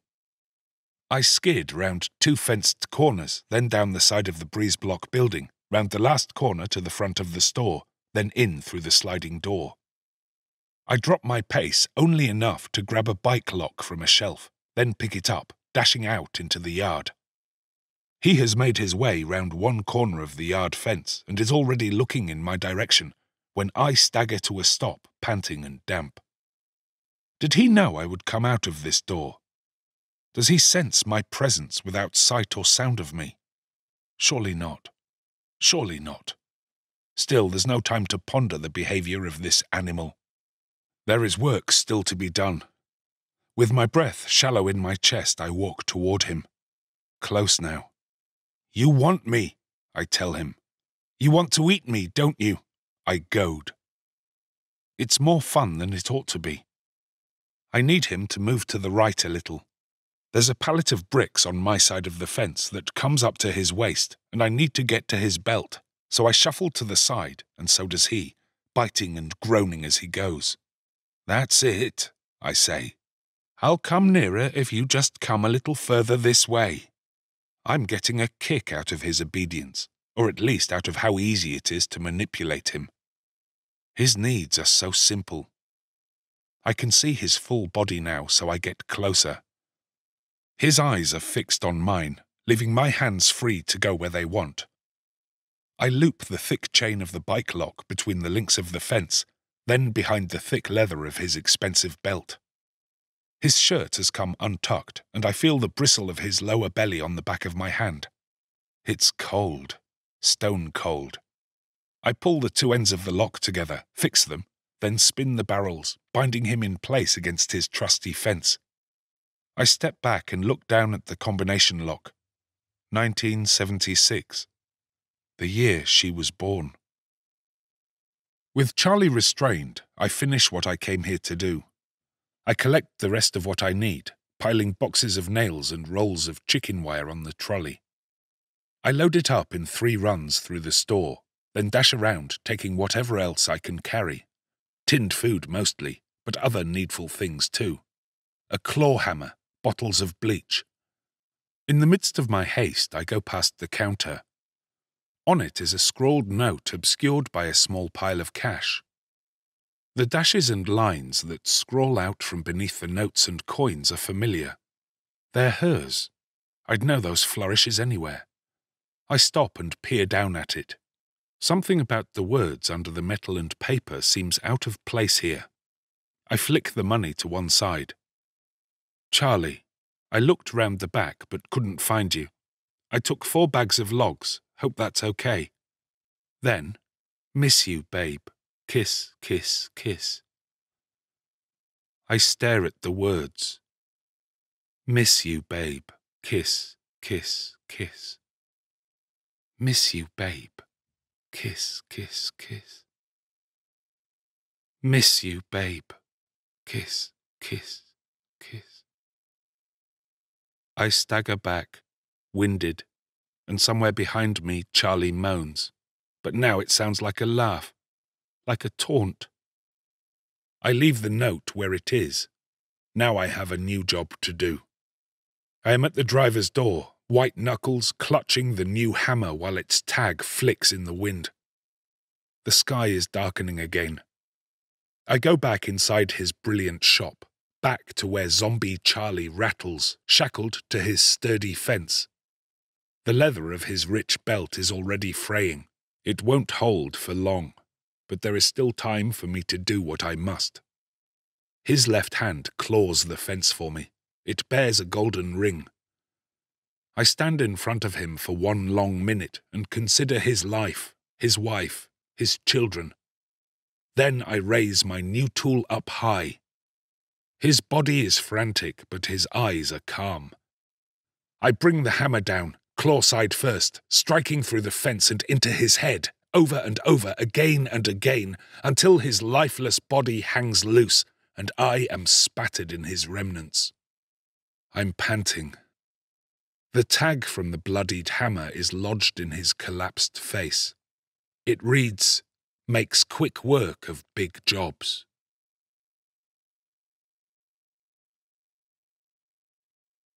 Day 17. A dim new day leaks through the window. Silence pervades, broken only once by the bleat of a sheep as it mounts its mate, a spasm of pleasure shot into the grey. Today is the day I will build the fence. A swift, silent breakfast, then I set about my busy work under the weight of the deadening sky. The pervasive silence is finally shattered by a lump hammer against rough-hewn wood. Haul and heft, haul and heft. It's back-breaking labour, and despite the bitter nip of November, I quickly build up a heavy glaze of sweat. In the refreshing cold, I peel away my clothes till I'm in only my boots and jeans. Why not? There is no one here to judge my nakedness. Anyway, my body is thick and bristly, and if I smell only as a man ought to. I continue to punt and thrust, dropping vertical posts, hammering them home, then reinforcing them with legs that straddle the short wall before wrapping the whole thing in a tangle of wire. The unfurling fence isn't pretty, but it's tough. It reminds me of the angry jumbles of wire and wood that rimmed the trenches of the First World War. As I fix the last few posts in the late afternoon, I consider if the smell of me might attract them. Are they like dogs, sniffing out our musk on the air perhaps? Maybe, but I'm enjoying my own grubbiness too much to care any more about it. With the last blow of my trusty new hammer, the fence is finished. It stands over almost 2 meters tall and is denser than I imagined it would be. I'm pleased with it. It looks strong and stable, and as I stand there naked, ripped, and sweetly scented, I feel safe. The shy sun is leaving once more, but before it slips away, I remember the gate. I took an extra bike lock from the store to secure it. I run toward the shade of the dense trees that surround the mouth of the drive that holds the gate in its throat. The damp air here carries a note of rot and soil and something else. I thread the lock through the metal bars, then snap and click it shut. I spin the barrels, and ignore the rustle in the shrubs as I retreat from the night back to the safety of the old house. Day 18. I sleep in late because I feel I can. I feel safe in my home now, safe in my cave, safe in myself. I rely on no one. This is true self-sufficiency. Finally, I am living that dream, and I am living it well. Let the rest of the world go to hell. I'm just glad to have its last moments to myself. Eventually, I crawl out of bed and look out of the window. My new fence dominates the horizon. Beyond it, the cold sea is calm. I drink my coffee naked, swollen and sleepy, and feel a sense of fulfillment that has eluded me for years. I am the king of my own castle, finally. The exertion of yesterday woke something up in me, something primal and fierce. I want to keep that feeling awake, so I work out the way I did as a younger man, a stronger man. When the musty stillness of the air in the lounge chokes me, I go outside. Against the gravel, I press myself up and down till my chest is tight and the blood pumps in my temples. The rest of the day is for me, myself, and I. Friction, food, and deep sleep. Day 21. Today, the same as the last, which itself was the same as the two before it. With no promise of tomorrow and no one to remind me of my past, I allow myself to become nothing but urges. Sleep, food, exercise, and masturbation. My life has become one of casual gratification, and it feels pretty good, honestly. I catch a glimpse of myself in the bathroom mirror. The mirror itself is old, the silver lining long since peeled away, but in its patchy reflection, I am new.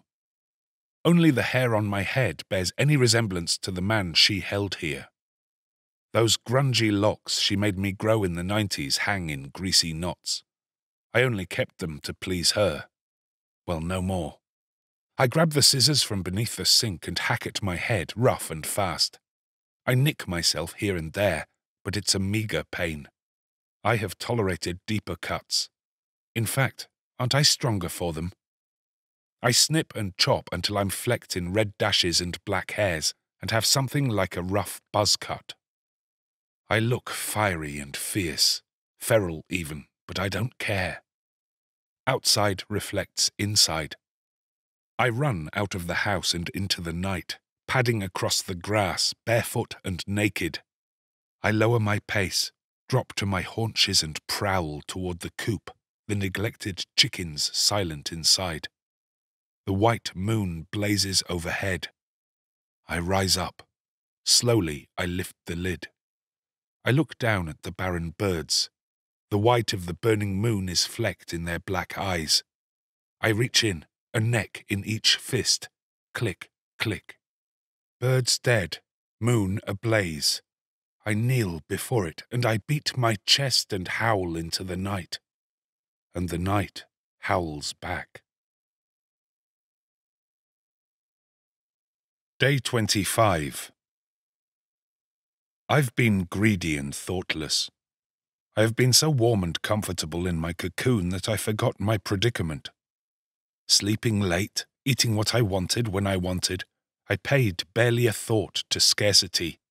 And now, after all my indulgences, the cupboards are bare. Well, not quite bare, but certainly thinner. Thinner than I'm comfortable with. The threat of looming hunger now leaves me tense. How could I have been so foolhardy? Empty tins surround me. 2 chicken carcasses picked bare lay greasy on the kitchen counter. I should have been more careful with my supplies. I should have planned it better, rationed them out. I scratch the bristly hair on my head and take stock. I still have the vegetable garden. The new growth won't be ready for months. But if I can get through till the harvest, I'll have a crop for 2 all to myself. With enough pickling and preservation, those vegetables should last most of the year. And I have what remains in these cupboards.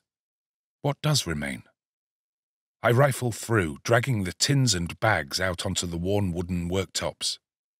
Cans of dusty peaches and bags of dried lentils, half a box of rice, chopped tomatoes, chickpeas. There's more. Dusty chutneys and faded jams. None of it particularly appetizing, but it'll do. It'll keep me alive. And if all else fails, then perhaps I'll go back into town, take some more from Charlie's. He took enough from me. But the thought of leaving here hurts me, and why shouldn't it? This is my home, my cave, my fortress. I have memories here, good and bad. My son is buried here for God's sake. My wife is one with the grass over there. Of course I want to stay here. Of course I do. There's no weakness in that. Nothing to be ashamed of.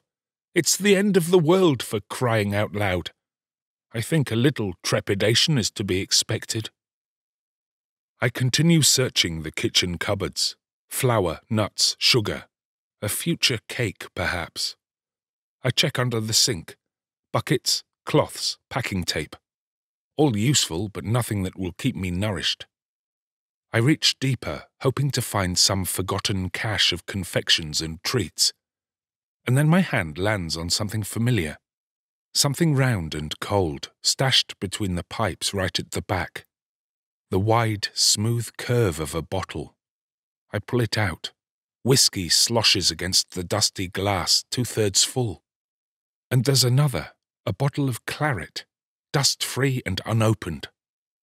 I hold them up to the light and my mouth wets. She must have been drinking in secret. She didn't like me drinking. I haven't touched a drop since Nathan died. She saw to that. I was going to get beers when I had the accident. So in her mind, the two things, drink and his death, became forever bound together. She never said the words, but she didn't need to. The look on her face whenever I reached for the bottle said it all. Give it up. I fell so hard into sobriety it felt like I was hitting concrete. No more mental door to escape through. No more warming ethanol hug. Just my guilt, her grief, and a dithering sickness that would consume me. It was months long, cold, sweating, grey-skinned agony. But I endured it all for her. I owed her much more than 1 pound of cold, tremulous flesh. He weighed 36 when he died. But now, there is no her. There's just me and this bottle of staunch amber nectar. So I loosen the cap. I pour a dram into a white mug and swirl it around until it warms the air. I feel its sweet sting in my nose as I lift the mug to my face. Then I down it in one. My tense muscles slacken. The essence of some old barrel infuses my fibers and I forget my problems in the rushing freedom alcohol brings. Another liberty she took from me. I sneer and pour another glass. Sorry, mug. Ha! I swill it back, the whole damn thing, then slam the mug down on the water-stained surface like a drunken sailor. I laugh at my own brusque manners, then I frown. Miss you, babe. Kiss, kiss, kiss. I sneer again, peering at the bottom of a third empty mug. Then I throw the fucking thing across the room and watch with blurred eyes as it shatters against the door to the sunroom. 11:37 p.m., and I'm still looking under heavy lids at the place my mug hit the door. It left a white mark that swims into 2 little stars because I'm drinking straight from the bottle now. The warping door taunts me. I've been putting off going in there out of some kind of lingering respect for her. But she showed me none, so fuck her. That bitch kept me locked up here, keeping me isolated, frigid and lonely, while she skipped around town with every Tom, Dick and Charlie. Fuck her. On 2 left feet, I go to the bunch of keys by the front door and scoop them up in a big, numb fist. Keeping one eye closed, I flick through the metal flecks and stumble in the direction of the room I built. The room I fucking built. A room I have been locked out of for years. Bitch! I fumble with the keys until eventually one slides in, turns and clicks. The door creaks open a little. I see a black space beyond it. I lean against the timber to see more, but it swings away and I tumble in. I get to my feet and stand wavering in the dark as my eyes adjust. Faint images coalesce. Square shapes surround me. Her canvases. Beyond them float the windows of the sunroom, and beyond them rolls the black grass, a starless sky and a distant sea. I sniff. The room smells of her, and faintly of him too. Their scent is like a spark from a struck flint. Memories ignite, my drunken mind turning the black outlines of her canvases into a diorama of the past. The rising bricks and mortar, the cot, the wardrobe, the mural, the hope, the joy. The drink leaves my thoughts loose and unshackled. I can't take it. I can't stand to see even the vague shape of that life. No, no! Why did I come in here? Why did I do this to myself? I pad around for the light. I'd rather see the cold, hard truth of the apocalyptic night than remember all those promises and lies. I fall into the wall, find the switch and flick it. The light above blazes and those dark squares come alive. But what is this? What are these images? What are these monstrosities? What I see is even worse than the things I had imagined.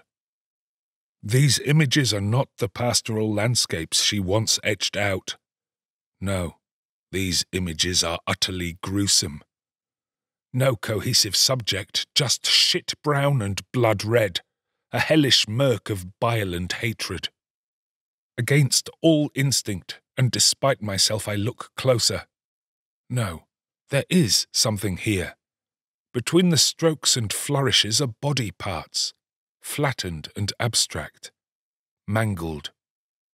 Then I see an eye, and it's her eye, and I see a smile, and it's his. I'm in there too. Under the angry hatches and lines I see patches of myself, evil and monstrous. Our broken spines and bulging eyes, guts and clots, offal and ivory, like a scream turned inside out. Horror, pure horror, windows into hell itself. I pull them over just to eliminate them from my sight. They crush from their easels flat to the floor. These were the contents of her mind. I am more scared now than I have ever been. I have seen terrible things, terrible, terrible things, but these images are worse. These are the visions of a person with no good left in them, no light, no hope. The woman was home only to horror and hate. I realize what I have been living with all these years, and I am scared sober.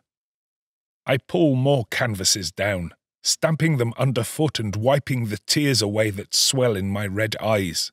I can't see this. I won't see this. But as they topple, I see even more. A study of dead flesh, a nightmare eye, a bleeding vagina. In the midst of these tableaux of rotting horror, moments of delirious light. Golden portraits of him, of Nathan in hyper-perfection.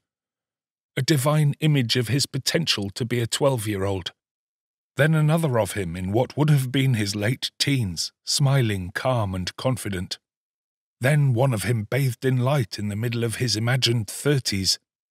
And she's there with him in the background, older, serene, without me.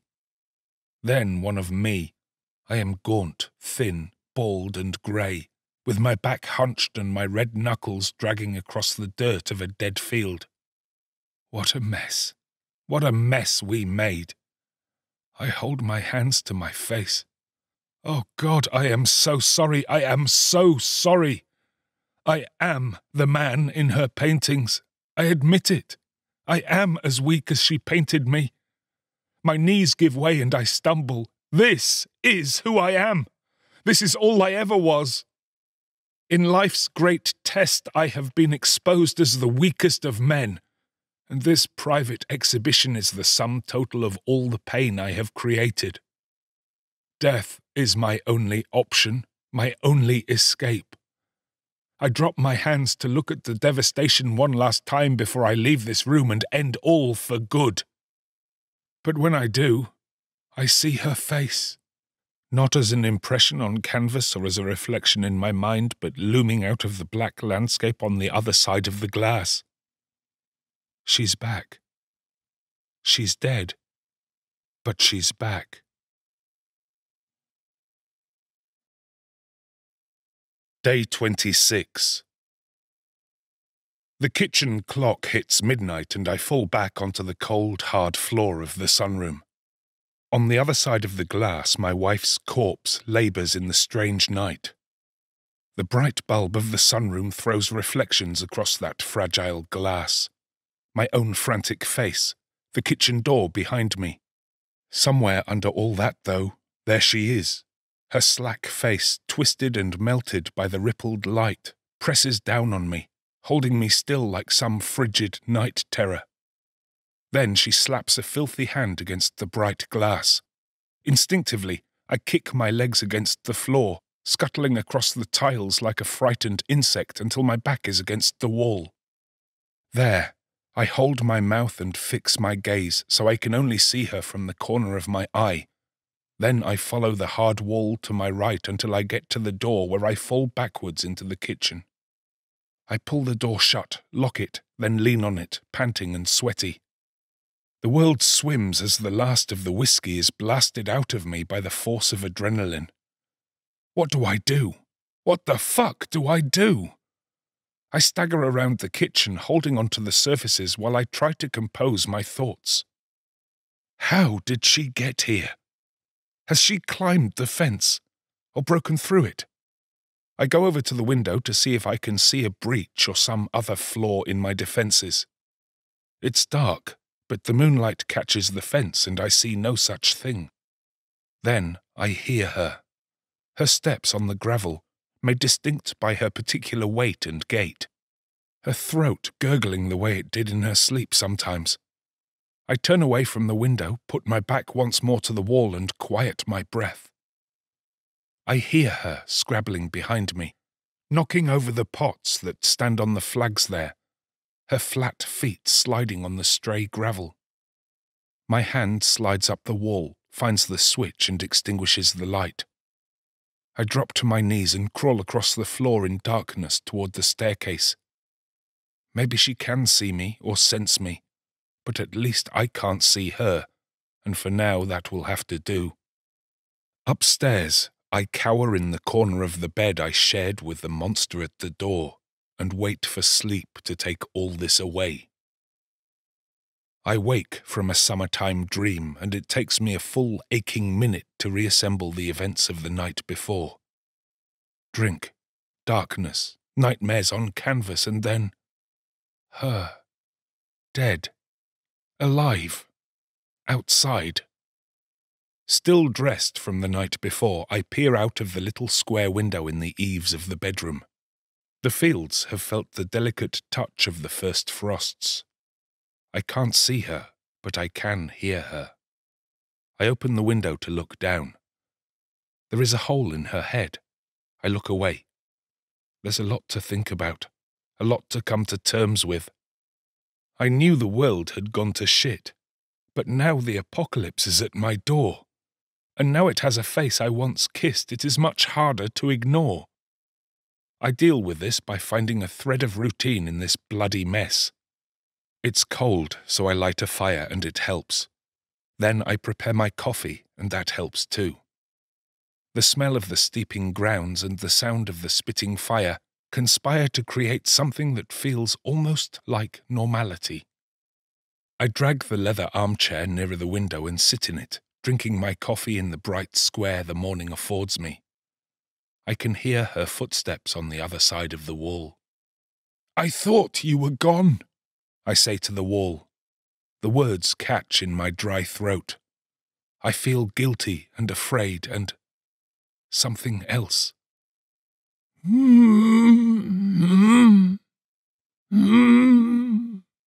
She says on the other side of the wall. No, she doesn't say it. The sound just leaves her. It's such a strange sound, just like her and nothing like her all at once. The vibrations of the vocal cords are distinctly hers, but the frail hunger beneath them belongs to someone else, something else, something aching and primal. I sit back in the chair and feel the warmth of the sun magnified through the old glass. There I listen to her sounds, both old and new. This chorus pulls me toward her as much as it pushes me away, but I stay where I am, in this bright square of borrowed blue. Day 27. I woke this morning to my breath turned to delicate ice in the corners of the bedroom window.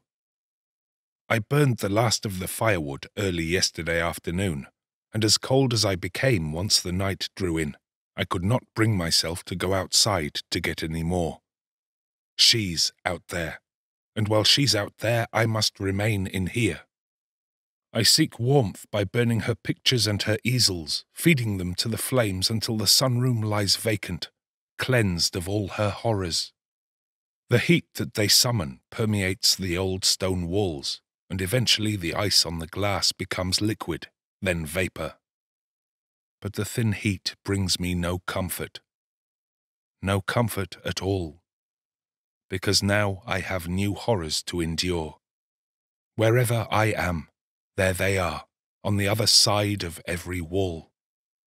No matter which corner of the house I try to escape to, they are only ever just a brick away. Day 29. Winter is here.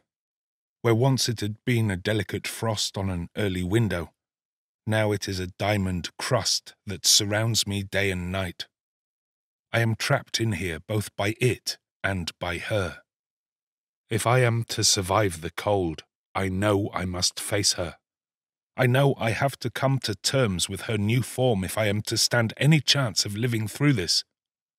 So as the sun sets, I take my seat in the bare sunroom on a single stand chair and wait for her to arrive. The penetrating cold has been getting to her. I have observed this over the last couple of days, taking note of her slowing movements from behind bolted doors and twitching curtains, like a biologist observing some strange new species from the corner of his eye. Still, the ice and frost might cause her inertia, but it is her relentlessness that is her greatest strength. She comes, she comes, she comes. And sure enough, here she is. She rounds the corner stiffly, groaning, sliding across the cold glass and into my view. Her limbs look rigid at the joints and she moves like a badly oiled puppet. I let my eyes fall on her face for the first time. The slice of amber sun that remains in the sky behind her gilds her hair but hides her features. I am glad. Her stiff hands squeak against the windows in arthritic claws reaching out for me. I wrap myself in a blanket and watch her movements thicken as the meager heat of the day escapes and the sun sets fully. I can almost hear the ice chime as it forms on the glass in the deep frigid darkness that remains. Brilliant new frost spikes across the smooth surface, crawling like a fabric knit by incorporeal hands. When it meets her own reaching hands, it seems to grab and hold her, and as the ice quickens through her, she falls as still as a statue, fingertips frozen against the frosted glass. I drop the blanket and walk across the empty space until only inches separate us, then just the cold, hard glass itself. In the stillness I regard her form, twinkling gently like the stars hanging in the void behind her. Then I raise my hand to the glass, touch my fingers to hers, and she shudders. Day 30. 3 p.m. Yesterday's ice has not thawed. The sun remains weak, the ground remains hard, and my wife remains crystal white and still against the glass of the sunroom. I have burned what more I can spare from the house: papers, books, some furniture, her clothes. A few more days hiding in here could see me perish. Luckily, the same weather conditions that threatened to end me have also provided me with an opportunity. With her frozen still against the glass, I have the chance to leave the house and collect more firewood from the store, so in the early morning light, I do. I bluster out into the ice-cold air in jeans and wool, and make haste to the wheelbarrow that lies capsized on the hard grass. I right it, then pilot it toward the shed at the back of the house. The hinges shriek as the door flies open, disturbing dust and web. I take the dry timber first, bugs escaping my grip as I lift, then barrow the wood into the house, tipping it out where the barrow comes to a stop on the threadbare carpet. Next, I take more of the things we stored in there, anything I anticipate I might one day need: nails, staples, gauze. I raid boxes and shelves until the little wooden hut is almost bare. Bare, but for black bags. Bags of dissembled furniture and an absent child's toys. I linger. One of the bags is torn. I see an edge of blue peek out. My finger goes to it.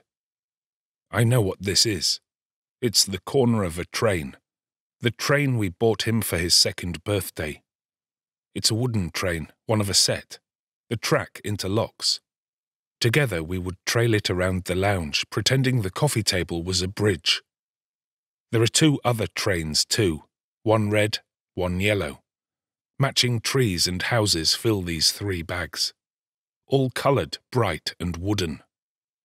I grab the bags and make haste back to the house. Then I shut the door and throw the toys on the pile with the rest of the firewood. Day 34. I wake into a new day, and even before I open my eyes, I know that something has changed. My foot hangs uncovered over the side of the bed. A few days ago, the morning would have been so cold that even my sleeping self would have drawn that foot back under the relative safety of the duvet, but now it lolls bare in mild air. Has the freeze passed? I jump out of bed and press my hands against wet glass. The window proves me right with a bright but damp landscape. None of the crystalline beauty of the freeze remains, just bare trees and sodden earth in its place. Does this mean she's free? I bound downstairs without even dressing, and she's gone. Daubs of dark matter fingered onto the outside of the window are the only trace of her. I trace them with my finger, then I look down. On the other side of the glass, a shoe, her right shoe, the foot still in it. The shin bone fractured and sharp protrudes from the dead grey flesh, wet with the same kind of gooey black tar on the window. A flash of metal glints in the sticky goo. I recall her living body. She broke that leg skiing one year. We were in Closters. Efficient Swiss doctors fixed it with plates and pins, and that's what I can see now. Metal engineered into broken bone. The freezing and thawing must have left the bone there weakened. With only one good foot, she will be impaired, even more so than she was already. Still naked, I shuttle about the house, peering through the small windows, trying to catch a glimpse of her. I find her easily enough. She has made her way to the gable end of the house, above which I lay sleeping moments ago. I open the narrow window and peer down at her. She is crawling, and as I suspected, she is missing a foot, and also the lower part of her leg. She knows I'm here, though, just a few feet above her. She twists her head awkwardly to see me with wild eyes, then she tries to get to her feet. She can't, of course, so she falls, her head and shoulder striking the wall with a damaging wet thud, but she scrabbles at the stone undeterred. The thawing ice has ripened her, leaving her flesh looking darker and looser. She claws the walls, the bones of her fingers becoming visible as she leaves smears of herself in the mortar. To see her fall apart like this is agony. "No!" I call out. "Stop it, darling! Stop it!" I implore. "Stay still! You're hurting yourself!" I am stricken with new feeling, an insane mixture of fear and pity. Birds circle overhead, black like daggers in the sky. I know what fate becomes her out there. She is destined to degrade into the earth, to be picked apart by bird and worm. No, not her. Not those eyes. Not those beautiful eyes that still burn with a strange ferocity in the half-bruised fruit of her head. I know I must act. I know I must save her from that fate at least. I run to the sunroom, still naked but now sweating and fraught. I fling open the big window. "Come here!" I shout, though I know I needn't. She knows where I am without sight or sound of me. But for all my haste and for all her want, she still moves at a glacial pace, dragging her carcass across the muddy ground until she's finally level with me. Her body is excited, I can tell. Goo bubbles and glugs up her throat and down her chin. She's horrifying, but with the window open I smell her fully for the first time, and her smell is more horrifying still. Dirty diesel, pilchards, and sick. I have no time to revolt, though, because now here she is, and more motivated than ever, powering herself up with the low sill of the big open window. "Come on, darling," I coax against all instinct. "That's it. You can do it. Come on. Come inside." She scrabbles in her own slick fluids, slipping and falling until she's in, thrashing dead and alive on the floor of our home. I back away from her as her arms wheel and her hands clench.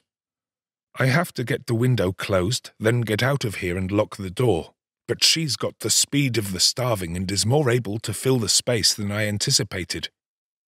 I take a breath, then I leap over her to slam the window shut, but I land with a slip and fall in the juices she leaves in her wake. I slap the tiles with my bare backside, and now we're both on the floor, scrabbling, frantic and desperate. Before I know which way is up, her bony hand is around my ankle. It feels clammy against my bare skin. It's so alien. Instinctively, I kick out at her arm with my loose foot. It connects with her wrist and the joint shatters, leaving her wrist a stump and her detached hand still gripped around me. Horrified, I kick the dismembered hand from around my ankle, stand erect, then jump through the open window. Outside, I run through the mud, across the sharp gravel, then in through the front door, sliding with slick feet across the tiles of the kitchen, until I get to the sunroom where I slam the door shut, just as she is getting to the threshold. I fall hard against the dense, reassuring wood, panting and naked, but grateful. I collect my breath while she scratches at the wood that separates us. Past is prologue. Everything is different. Everything the same. All that has gone before has served only to bring us back here, with each of us alone on either side of this familiar divide. But where we go from here, I do not know. Day 35. She thrashes all night. The sound of her frustration haunts what sleep comes to me in the bed I once shared with the monster I hold hostage downstairs. Images find me in that thin sleep. I see her tall on the landscape, limbs loose like broken branches, lightning hitting her hungry face. These images follow me into the light of day. I try, but even in the bright sun I cannot shake them from my mind. Even this scorching, thick, black coffee won't burn them away. From the sunroom, The wind whistles through the still open window. Under the door I can smell her. Rotten fish at the least. At the very least. Day 38. What to do? What to do? The woman's stench has only grown deeper and more putrid with the passing of each hour. I spend as much time as I am able outdoors, but even then I can still smell her on the air, and for all the vulnerability the world outside my home has come to represent, I still cannot face staying in that house with that smell. That smell. How to describe it? It's somehow both sulphurous and acrid, with notes of rotten fish and rancid vegetables. These things are horrendous in their own right, but it's another note that horrifies me the most, one much more familiar, that of her. It's the same scent she would emit after a sunny afternoon tending the land, or tangled in the bedsheets in the afterglow of our rare passion. It's that same lovely aroma, but ripened beyond any nourishment. I'm repelled by the rot, but I am even more repelled by the fact that on some level I am still drawn to notes in that terrible melody. So something must be done. I cannot sleep another night with a gale ripping through every frigid window. I will freeze to death in my sleep. I need to do something to fix this. I need to get rid of that smell. I could evict her from the premises. I could hook her round the neck with a loop of rope on the end of a broom handle and drag her out into the fresh, cleansing air.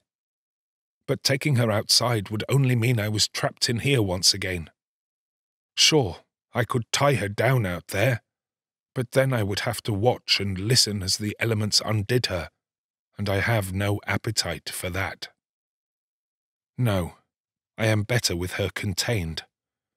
She is more manageable to me when she's locked up safely indoors. I just need to do something about that smell. Practical problems call for practical solutions, and I am a practical man. I begin collecting the things I need to do what I know needs to be done. I collect the bottles of bleach from under the sink and the silver packing tape from the drawer. I get a screwdriver from my toolkit, then bounce up the stairs. I unscrew the hinges of the old bedroom door, twisting and wrenching it from its frame. It slips from my fingers and bumps down the steps, taking triangles of plaster wherever its corners meet the wall. Next, I get the thickest clothes I can lay my hands on and wear them all. Jeans over jeans over jeans. 3 pairs of gloves, hoods, hats, and scarves. Anything to slow those teeth of hers should she happen to overpower me. I'm hot straight away, fired up with adrenaline and insulated by all these clothes. My quick breath pulls her rancid smell deeper into me, and I gag as I stand behind the door she claws the other side of. I grip the roll of tape in white-knuckled hands. This is it. We can't go on like this. We can't go on like this. 3, 2, 1. I burst in. The swinging door knocks her on her back. Immediately, I am at an advantage. I rip out a length of tape and go for her head, but the tape sticks and twists in her hair. Her arms reach, her jaw gnashes, and her eyes bulge. I try again. Rip. The tape twists again. Damn it! My eyes are watering. Her stench is so powerful. Breathing alone in here is like swimming in oil-slick sewage. She grabs my hair hard and pulls my skull toward her biting teeth. She is strong, stronger than I gave her credit for. Instinctively, I twist my elbow to her face. It connects with her eye. I feel her soft bone give under my force with a squelch. Then she falls back hard. I feel a flash of regret, but there's no time for sentimentality. I pounce again, the tape pulled taut between my bone-white fists as I land on her chest with a crunch. Her ribs collapse under my knees as finally I manage to bind that damned mouth shut. Round and round I go, over and under, until her jaw is held fast by silver tape. With the mouth made safe, I step away from her and hold the back of my trembling hand to my wet mouth, faint, pale, and disgusted. She comes for me still, but she is impotent without her teeth, and damaged enough by the brawl that I am able to bat her away easily. I step past her and throw open the window and take a few big breaths before getting on with restraining her more fully. It takes the best part of the morning to get to a point where I'm happy to be in her company again. I have her taped to the old bedroom door like the Vitruvian Man. The door itself lies propped at an angle against the wall where her mural once lay exposed. She is not still against it, but I bound her tight enough that what movement she is able to make is subtle and without threat. The room smells mostly of the citric bleach I doused her in, spraying it almost neat from an old bottle of kitchen cleaner I emptied and refilled. I sprayed it liberally, then left it to do its work. When I returned, her scents had subsided a little, stripped from the air by the chemical reaction. What remains is the astringent smell of the cleaner itself, a faint trace of her own complex aromas, and the richness of my own sweat. Together they conspire to smell like the back of a butcher's shop on a hot day. It's not good, but it's manageable for now. I pull up a chair and settle down in front of her. The bleach has done strange things to her dead flesh. Her grey-green pallor has faded in negative freckles where the bleach has touched it, and her hair has gone white where once it was dirty blonde. Her clothes have lost their colour in the same way. It looks as if she is fading away in patches, transforming into the ghost of a woman I once knew. Her unblinking eyes are fixed on me. They are dry and red, but somehow they draw me in. I hold my breath as I look at her, and it takes me a long, airless minute to understand why. It's because she herself doesn't breathe. It's so strange to see her moving but not breathing. Unnatural. When I suck the air back in, I smell it again. The smell of death and disinfectant. It's only a shade of what it was, but it revolts me all over again. I open the window a little and leave her alone to watch the sun set from her precious sunroom. Day 39. Morning. I slept better than I have in many weeks. Before bed, I checked in on her, was satisfied to see she had moved not an inch.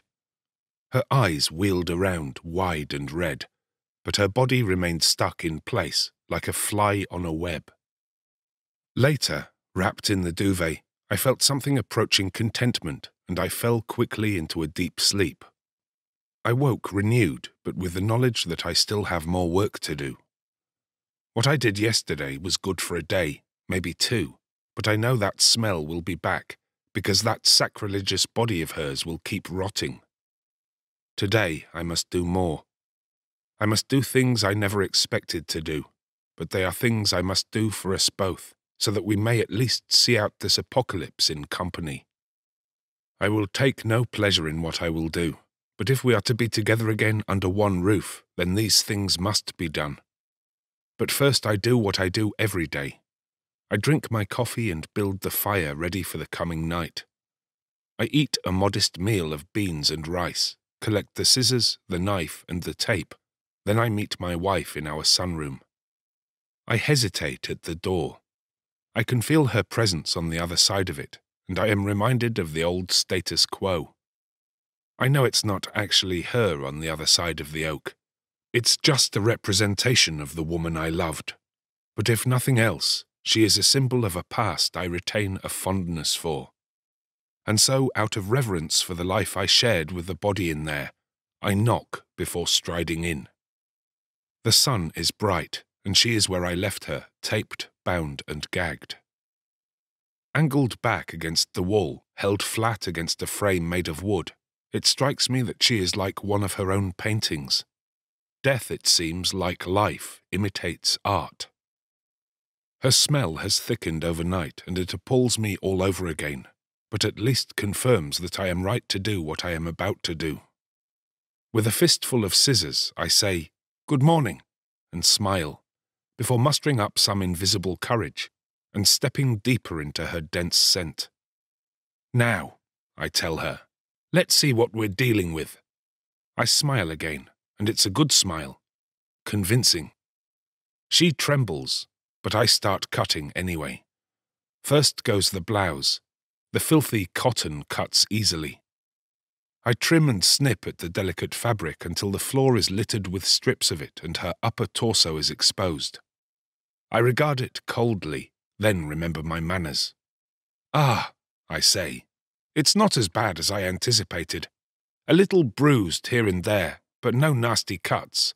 Very good, very good." My tone is reassuring, but I am lying to her. It's true that the skin is unbroken, but there is much more than a little bruising.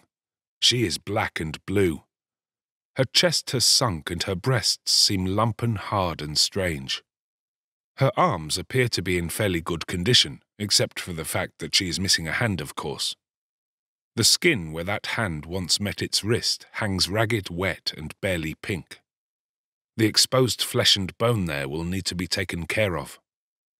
I snip through more of the fabric that covers her tummy, peeling it away until she's naked from the waist up. Her stomach is cold and grey, but unblemished, apart from the stretch marks he gave her. It's been years since I last saw these wretched flaws of hers. She was so ashamed of them. During sex, she would try to conceal her stomach, getting on all fours just to turn those strange white dashes away from me. Little did she know they ran around her back, too. Remembering her that way, on all fours, a sheen of wanting dew across her back, I look under my brow at her gagged face. Her eyes are on mine.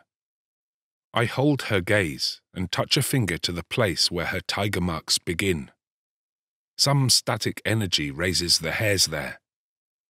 I drop my eyes and watch my finger follow the rainbow of scars down and around her belly button.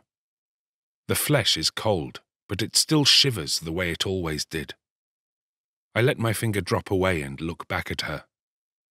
In the silence that follows, I say nothing, because nothing needs to be said. Some ember still burns. I get on with removing the last of the filthy clothes she wears. I trim away her trousers, cutting them down the sides, then pulling them away. As the rags hit the floor, her smell hits me like a wet slap in the face. Now that she's naked, it's easy to see why she smells the way she does. Her left thigh has a deep, torn puncture. It is older than the rest and swollen, jaundiced and angry. Some septic fluid weeps from its depths like the devil's nectar. My eyes fill with water and my mouth fills with spit. I am disgusted, but at least now I know the source of the infection that is turning her rancid, and in turn making my life here so unbearable. The hole in her head needs work, as do the stumps of her knee and her wrist, but there is no doubt that the wound in her thigh is our most pressing issue. I spray it thoroughly in neat bleach. The wound puckers and clouds, but it's obvious that even this will not suffice. I need to consider more drastic action. I leave her propped, bare and bound, to the door and go outside where I eat my dry lunch on the damp grass. I consider the task ahead of me. The work I need to do on her will not be easy. It will force me to cross lines I never expected to, and it will change us both forever. But what is life if not a series of transformations? Even an earth-bound maggot eventually looks down on its old life from glassy wings. Evolve or die. Isn't that life's most simple lesson? The day is bright and still. Somewhere a bird chirps a new song, a song I haven't heard before. Nothing lasts forever, I remind myself. None of this will last forever. Back in the sunroom, I arrange my tools on the floor. Knife, scissors, gauze, tape, filler, 2 big bottles of bleach, a stool. I select the knife, then stand erect. It's time to get to work. Against all instinct, I move toward her. I begin with a terrible wound in her leg. With a dithering finger, I touch it lightly, testing its substance. In some places it's wet, in other places it's dry. A variety of textures, rough sacking, raw egg. Through wet eyes and behind a heaving throat, I begin cutting. The flesh gives easily, but the skin resists. My hands shake with effort and my heart aches with regret, but I keep trimming and slicing with my knives and scissors until only good flesh remains. Once the infected area has been excised, I spray the exposed area with bleach, dab it dry with a towel, then pack the hole with filler. I cut right down the ivory of her femur, and the tacky filler bonds easily to the bone there. Once full, I smooth the surface of the filled hole into the surface of her skin with my spit-wet hands, hiding the join as best I can. The off-white color of the filler and the grayness of her skin are remarkably close. From a distance, you might not even notice a flaw.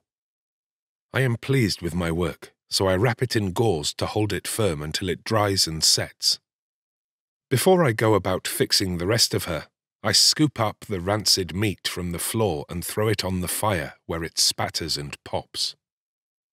With the smell of her worst infection pulled up the chimney, I carry on my work with clearer eyes and fuller lungs. I trim away the frayed skin from her stump wrist. The work here is easy. I snip, trim and fold, leaving neat, clean edges, like a tailor making a suit. Her skin, though lifeless, is still supple and taut and remarkably elastic. Thank goodness she took care of herself. Thank you, I say, for never getting fat.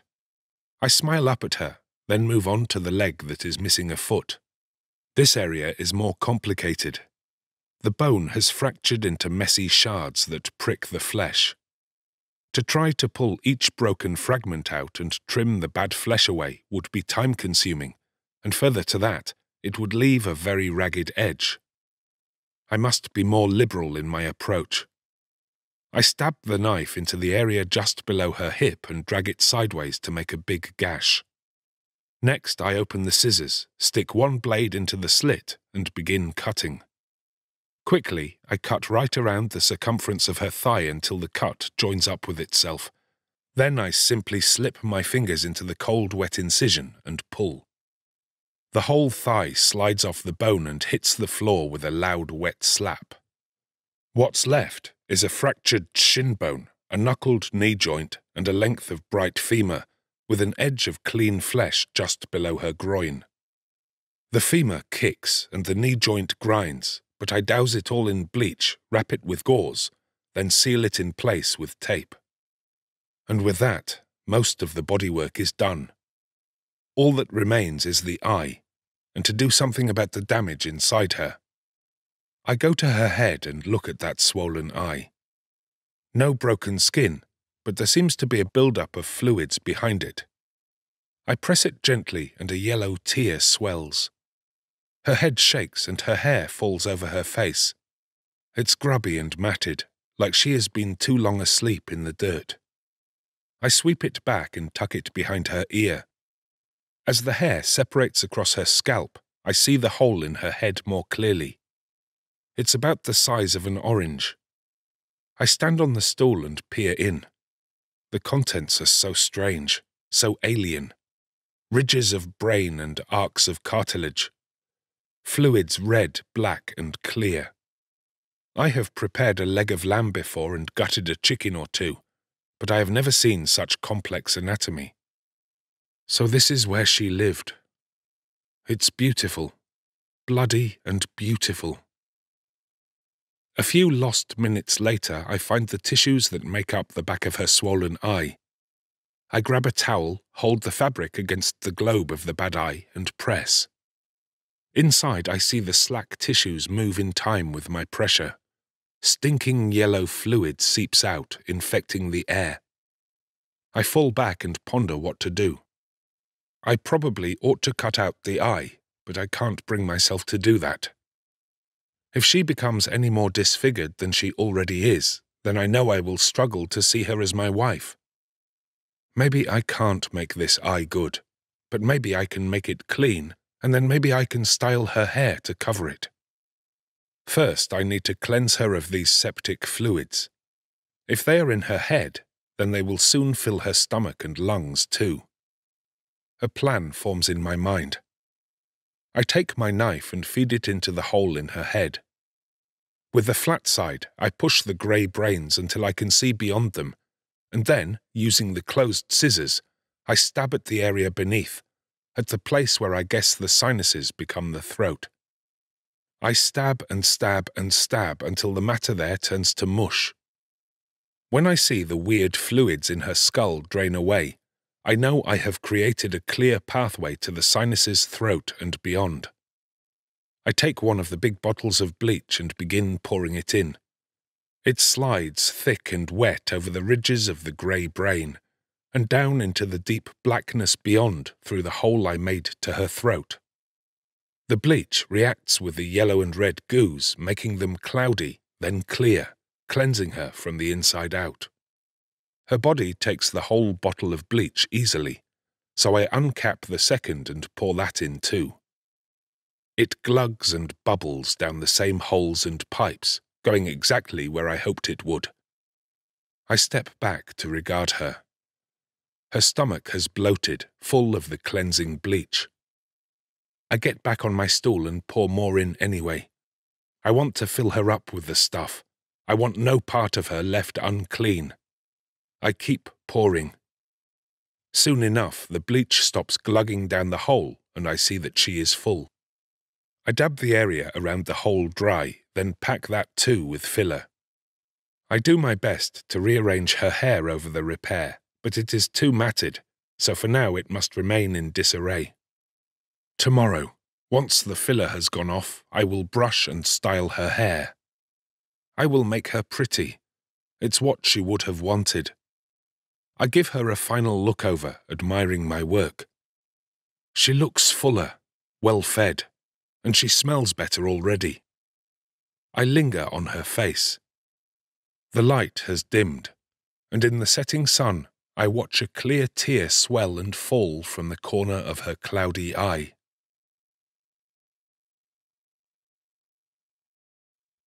Day 40. Morning. Coffee. Sunrise. I go to see her. The room smells astringent, but fresher than it has in many days. She is still propped against the wall, still looking out over the dewy land and wind-whipped sea. "Good morning, my love," I say. She says nothing in return, but because she can't, not because she won't. I smile. "How was your night?" I imagine her in this same position all night long. Eyes wide, no sleep, no respite. I move on. "Shall we take a look at those bandages?" I offer, my bedside manner still intact. I peel the gauze from her head, then gently move back her dirty hair, uncovering the place where I saw inside her. Where once there was a hole, now there is a lumpen white mass of rock-hard filler. I knock at the filler in her thigh, just the same. I check the rest of her naked body. It's good, but the unkempt fuzz between her legs points down toward a puddle of milky liquid that lies pooled on the floor between us.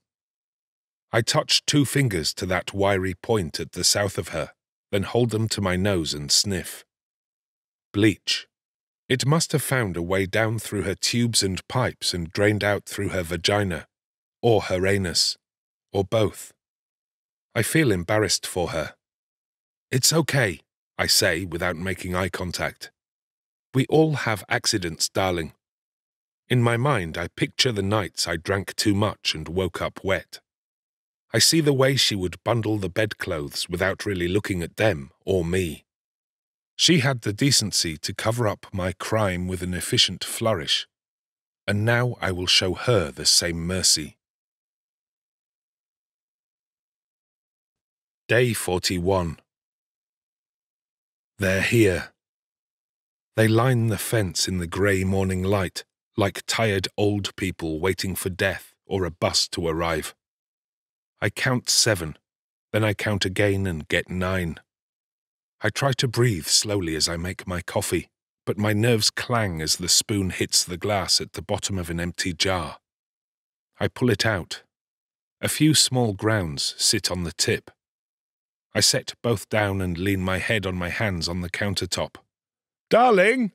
I shout through to the sunroom. "Darling, we're out of coffee!" A laugh builds in my chest. It shakes my ribs and scratches my throat as it rattles through me, shaking my shoulders as it changes, leaving my mouth as a cry that dies in my fists. Day 42. 35. At least 35. They line the fence, 3 deep. I try to go about my day like normal, but I know these days are numbered. They've been so ever since that lonely man trespassed onto our land on that first night. My safety here has been an illusion. The world has been stricken by a horror that I have been willfully ignorant of, but now it's here, literally on the horizon of my life, and impossible to ignore. I wonder what to do with these numbered days. Do I try to snatch more time from the jaws of this? Try and stretch my days out in hope of reaching some arbitrarily chosen Last Supper? I could fight tooth and nail and survive an extra week or month or season. But isn't everything I do just a waste of time now that time has become so finite? Or does time's lack imbue every cliched ray of sun and drop of morning dew with some stomach-churning, starry-eyed sentiment? Maybe I should wrap a wire around my neck and fall from the stairs, face bulging red while they trample the fences, disappointing them with my already dead flesh. Or I could be altruistic and feed the hungry, share myself out amongst the needy. Should I consider myself lucky? Am I lucky to have lived this long? Lucky to have made it here to the very end of everything? It's obvious now that many didn't get this luxury. To get the chance to consider how I want to leave this world and what I want to leave behind. I suppose that is a luxury of sorts. So how do I want to write my final few pages? What do I want to leave behind? I know that I want this house to be a tribute to the good times, not a record of the bad. Yes, of that I am certain. I want the life we lived here to be preserved for any that might come after us. Well, not this life. The old version. The best version. I want any that come after me to know that we lived and that it was good. At least for a while. And I want us to be together at the end. So I choose my fate, and I number my days. 3, 2, and 1. Tomorrow I will get to work. Tomorrow I will make this place whole again. Day 3. Under their watchful gaze, I get to work. I go to the store. I drag out all that remains. Boxes, nails, bags of black, a shovel.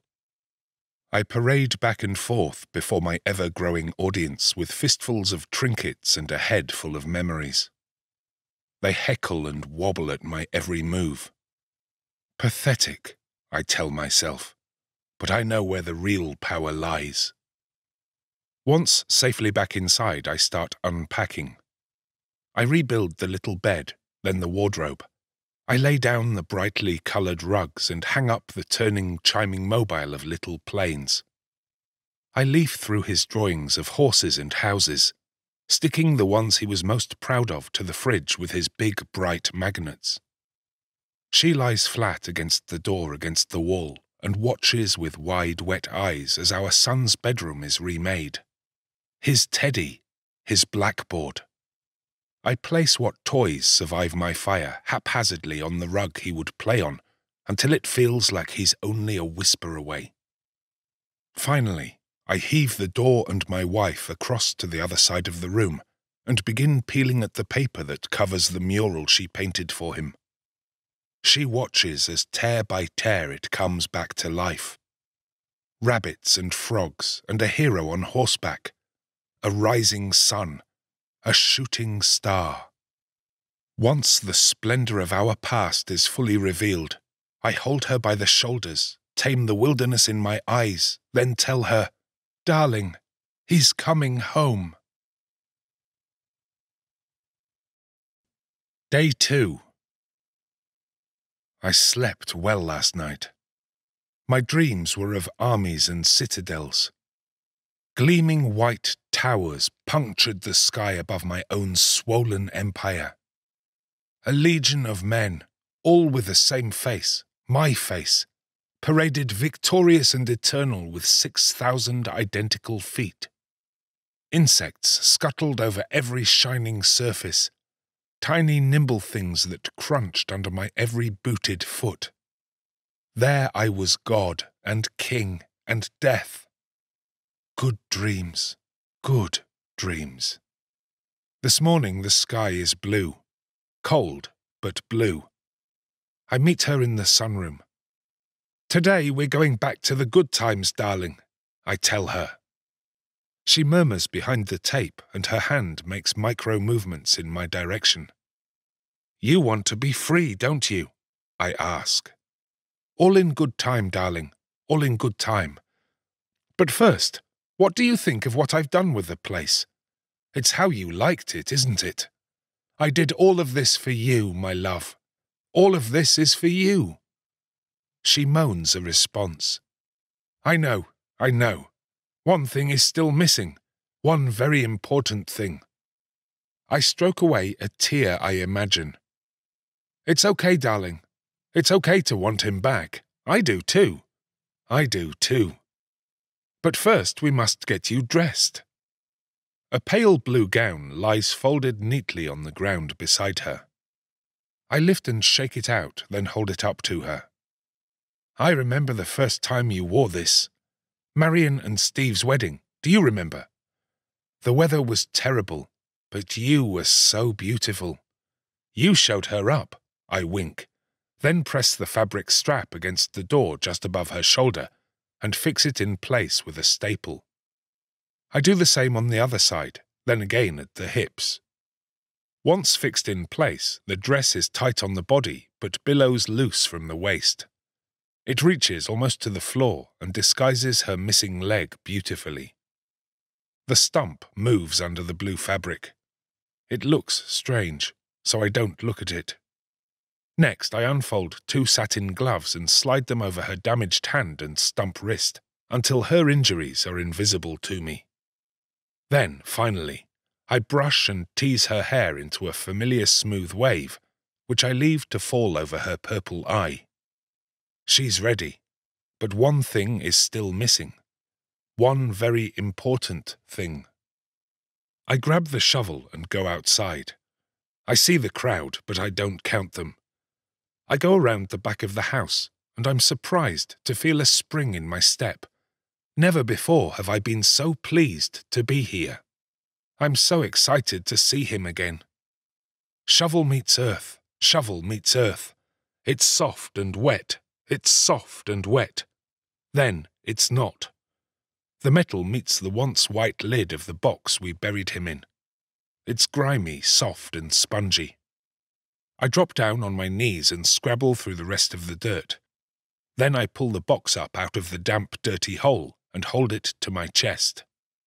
It smells like the wet night.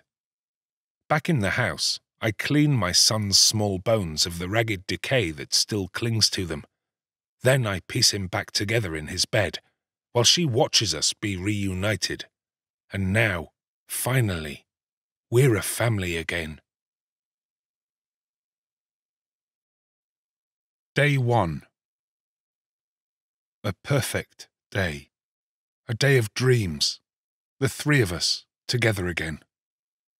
As the sun rose, I arranged Nathan on a cushion on the floor and put out his favourite toys. Plastic cars, action figures. We played out the lives of heroic rescuers, while somewhere in behind us the perimeter fence crashed and fell. With our damaged heads, the three of us laughed and moaned and cried, while monsters watched us through glass with envious eyes. Now the sun is setting on our final day. I set the table, red wine, white plates, steak knives and forks. I light 3 candles, 1 for each of us. Once I am satisfied with all the splendor I have conjured, I place little Nathan on his short bed, pull up the cartoon covers, then place a kiss on a piece of his yellow forehead. "Good night, son," I say. "I'm so glad to have known you, my boy. I'm so glad to have known you." He's smiling. My wife watches us say goodbye with wet eyes. Then I drag her from the sunroom, heaving the door she's bound to lengthways into the dining area. I prop her against the wall by the table, ready for our last supper. "I'll be back in a moment, darling," I tell her, panting slightly from the exertion. "Make yourself comfortable. I've got everything under control." Upstairs, I rummage through my wardrobe looking for an outfit that will complement hers. I find one. Smart jeans, a nice shirt. I take off the clothes I have been wearing for weeks and my own smell rises up around me. I scrub myself raw with soap and cold water. In the bathroom mirror, I catch sight of my naked self. I am the man in her paintings. Hunched and weak, filthy and meager. She was right. She was always right. No matter. I dry my sore skin and drag on the clean, smart outfit that hangs loose off my hungry bones. I roll up my sleeves, exposing the hatching on my forearms. Then I meet her downstairs. She's where I left her, of course. I go to the cupboard and reach inside. A familiar rustle of plastic and foil sounds until I have a handful of pills and an empty packet.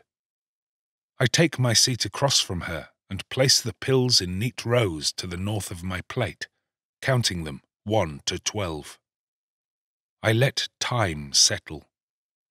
I must savor these final moments. The candlelight is kind to us. It softens our ragged edges and hides the signs of our violence. "What a beautiful night," I say, and gaze out of the window. The dead are at the door and the window too, but above their bobbing heads the sky twinkles clear, deep and navy blue. "I think he's up there now," I tell her.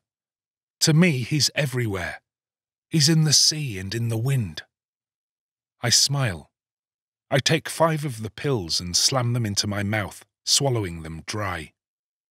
They fill my throat like rubble, so I decant the wine and take a drink. "You must be so hungry, my love," I say. "All I have ever wanted is to provide for you, you know. Ever since Sandy's party, since that very first moment. Do you remember? From that very first moment, all I wanted was to hold you and nourish you. It's a man's instinct, don't you know, to nourish his mate." I pick up the steak knife and her eyes follow my hand. It feels heavy. "Let me nourish you, my love. You must be starving." I slur as the pills act fast in a hungry stomach. I press the serrated edge of my steak knife into the silver-streaked skin of my left forearm and saw. My old leather is tough and thick, so I must lean into the cut. At first, the bite of the knife is sharp, but the pain dulls to a fiery ache once the skin separates. The sharp teeth of the knife bite at the fibers of my muscles, the blade catching and jerking while blood rushes in to fill the new spaces I'm making. I cut and cut and cut, until I am able to hold a thick flap of my loose flesh taut with my teeth. Then I saw through the last tough sinew. With a snap and a splash of red, that last sinew separates, and I have a piece of myself to feed her. I place the meat on the end of my fork, then lean over and peel the tape away from my wife's mouth. Immediately, her teeth start chattering. My, we are hungry, aren't we? I say, or think, or murmur. I feed the fork into her mouth. The teeth close and close and close, ivory clashing with metal until they shatter and crack. Weak, I let go of the rattling fork and it falls to the floor. The dead folk that watch us through the windows press closer at the sight and smell of my blood. It dribbles from the hole in my arm and meets the fork on the floor in a steady drip. The dead green faces press against the glass until they're two-dimensional. They're like her paintings. It's like the whole world is one of her paintings. More, I ask, but I needn't. I know she wants it. I know she wants me, so I keep cutting. I keep cutting. Pill-drunk and blood-faint, I drop the knife and whisper a confession. I know your secret, you know. I know about him. I know about Charlie. Did you think I wouldn't find out? I wooze away from her. These things always come out, my dear. They always come out. A candle dies and the room gets darker. With less light, the crowd outside seems deeper, closer. It's okay, I tell her. Everyone has secrets. Everyone has shame. I mutter the words into the dim light. The blood on my arm is thick and cold where my body tries in vain to heal itself. I turn back to her. But you still want me, don't you? I drag the table to one side so I can see her bodily. The wine spills and the pills spread into it, white blooms in dark red. You want this, don't you? I hold my bloody arm up to her face and her teeth gnash with her urges.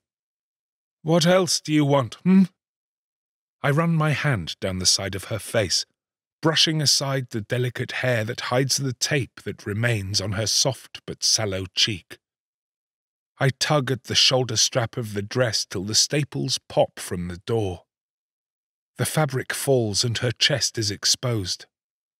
Slowly, I trace a finger down her neck, along her collarbone, then under her grey breast.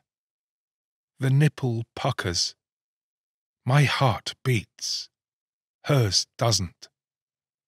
I raise my brow, then I press it down. I can feel the pressure in me rising.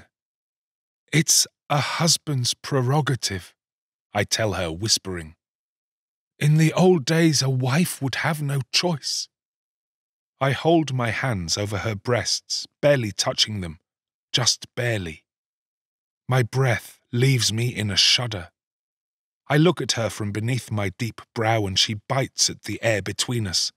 I bite back, then I move closer. I rip the rest of the dress away with a clumsy paw, letting it fall to the bloodied floor. The hot breath that leaves me condensates on her cold skin. Blood pumps. Something stirs. I fumble with my zip and let myself out, but the pumping blood bursts through the hole in my torn arm. It spills down my wrist and hand in a thick stream, splashing against the cold floor instead of swelling me where I want it to. The kitchen seems painted red, my own blood everywhere but where I want it. I hold my bleeding arm high to send the blood back south, and tug at myself with a sticky red fist, trying to raise life where no life will live. But it's useless. Weak, faint, and defeated, I sag back against the table and hang my light head. I glance sheepishly at her, and in the flicker of the last candle it seems like she's laughing at me, cackling at me. I jump up, stinging, and grab her face. Don't you laugh at me, woman! No man is perfect. Do you hear me? No man. Not Charlie, not your father, not I. I cast her face from my wet hand and pace away, fired up and defensive. A man strives to do his best for a woman, but sometimes he falls short, I explain. Some days he must deny his very nature in order to play the part that is demanded of him. He has cravings, don't you see? And what cravings, I lament. Maybe a woman has cravings too. I consider it.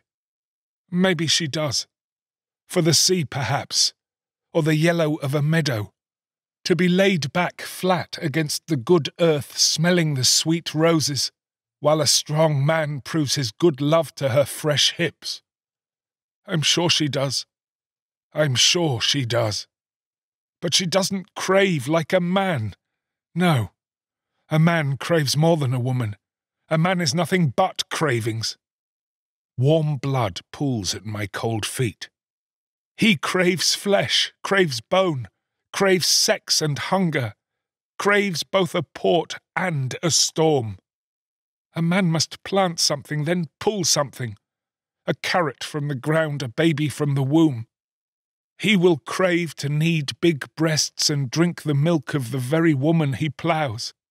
He will crave to create those things and to protect those things. But in his creation he may be wont to destroy those things too, I say, turning toward her. And isn't that his prerogative? Yes, that's his prerogative.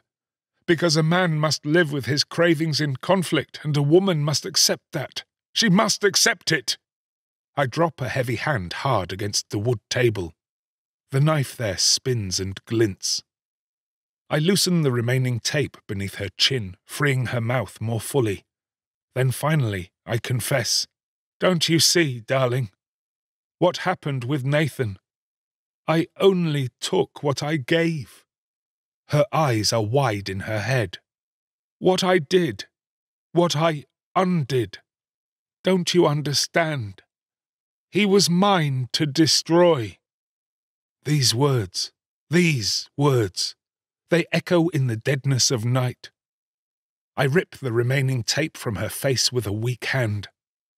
But see what I saved him from! I motion toward the place outside here. Better he die at the hands of his own maker than those filthy wretches.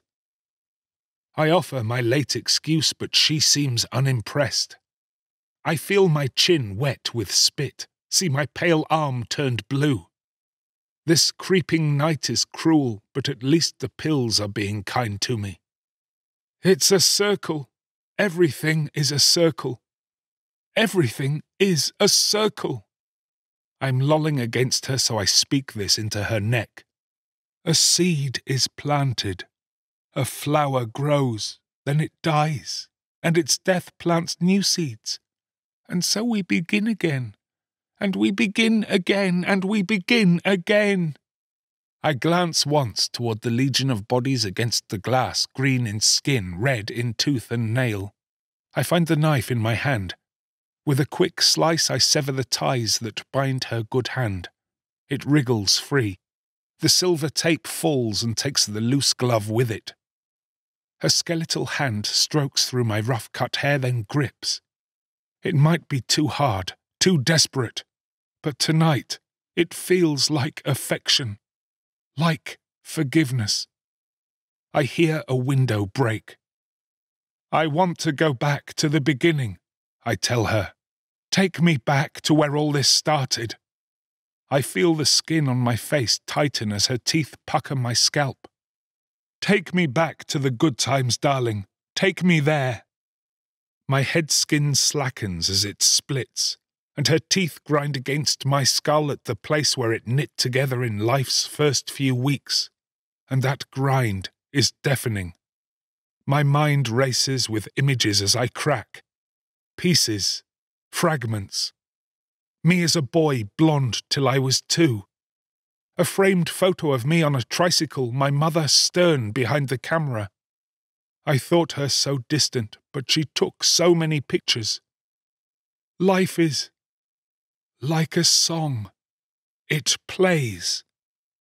The moan that made him.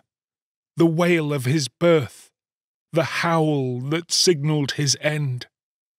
Screams that mark moments, screams like crescendos in the song of my life.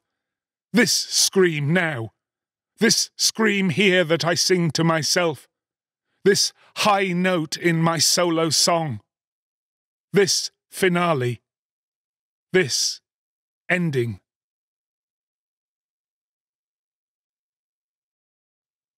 Day 57,540. She is with me, I am with her, till death and far beyond. What has become of our bodies lies trapped here in what was once our sunroom, and these thoughts remain trapped inside our damaged heads. After our last supper, I woke up dead. Dead like her, dead like them.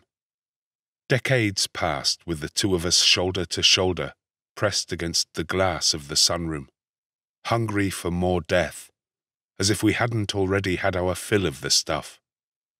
The once solid building that had been our home and prison fell so fast. It took just decades. Now we lie pinned beneath it, crushed together, ribs knitted, flesh putrefied into one mass. I can see her one dry yellow eye and the sky behind it. I have stared at both for hundreds of years. This was always our fate, wasn't it? To be stuck inside these skulls in this room under the weight of this house in which worlds ended with such regularity. I'd cry for us if I could, but time has made me hard in my soft places. Conscious rocks we've become. The angry sun sees me now crumbling in the rubble. I've watched so many suns set, but this sun sets no more. This one just sits shuddering and swollen in a fiery sky. It doesn't have long left. Months at most, if such things can be counted against a sky that never goes black. If the sun doesn't have long, then do we? Can we even exist without our sun? One day soon this planet will surely die, but what will become of us when it does? What will happen to us when all this fractures? Will we expire in the flames? Will these tortured consciousnesses of ours finally perish in the inferno? Or will they survive the blast? Maybe we'll be shot out into space, fused together forever by the incredible heat. Maybe we'll spin through the blackness while the stars dash past. A new kind of element made of pain and love. Just a lost comet, streaking across the purple sky of some distant and alien world.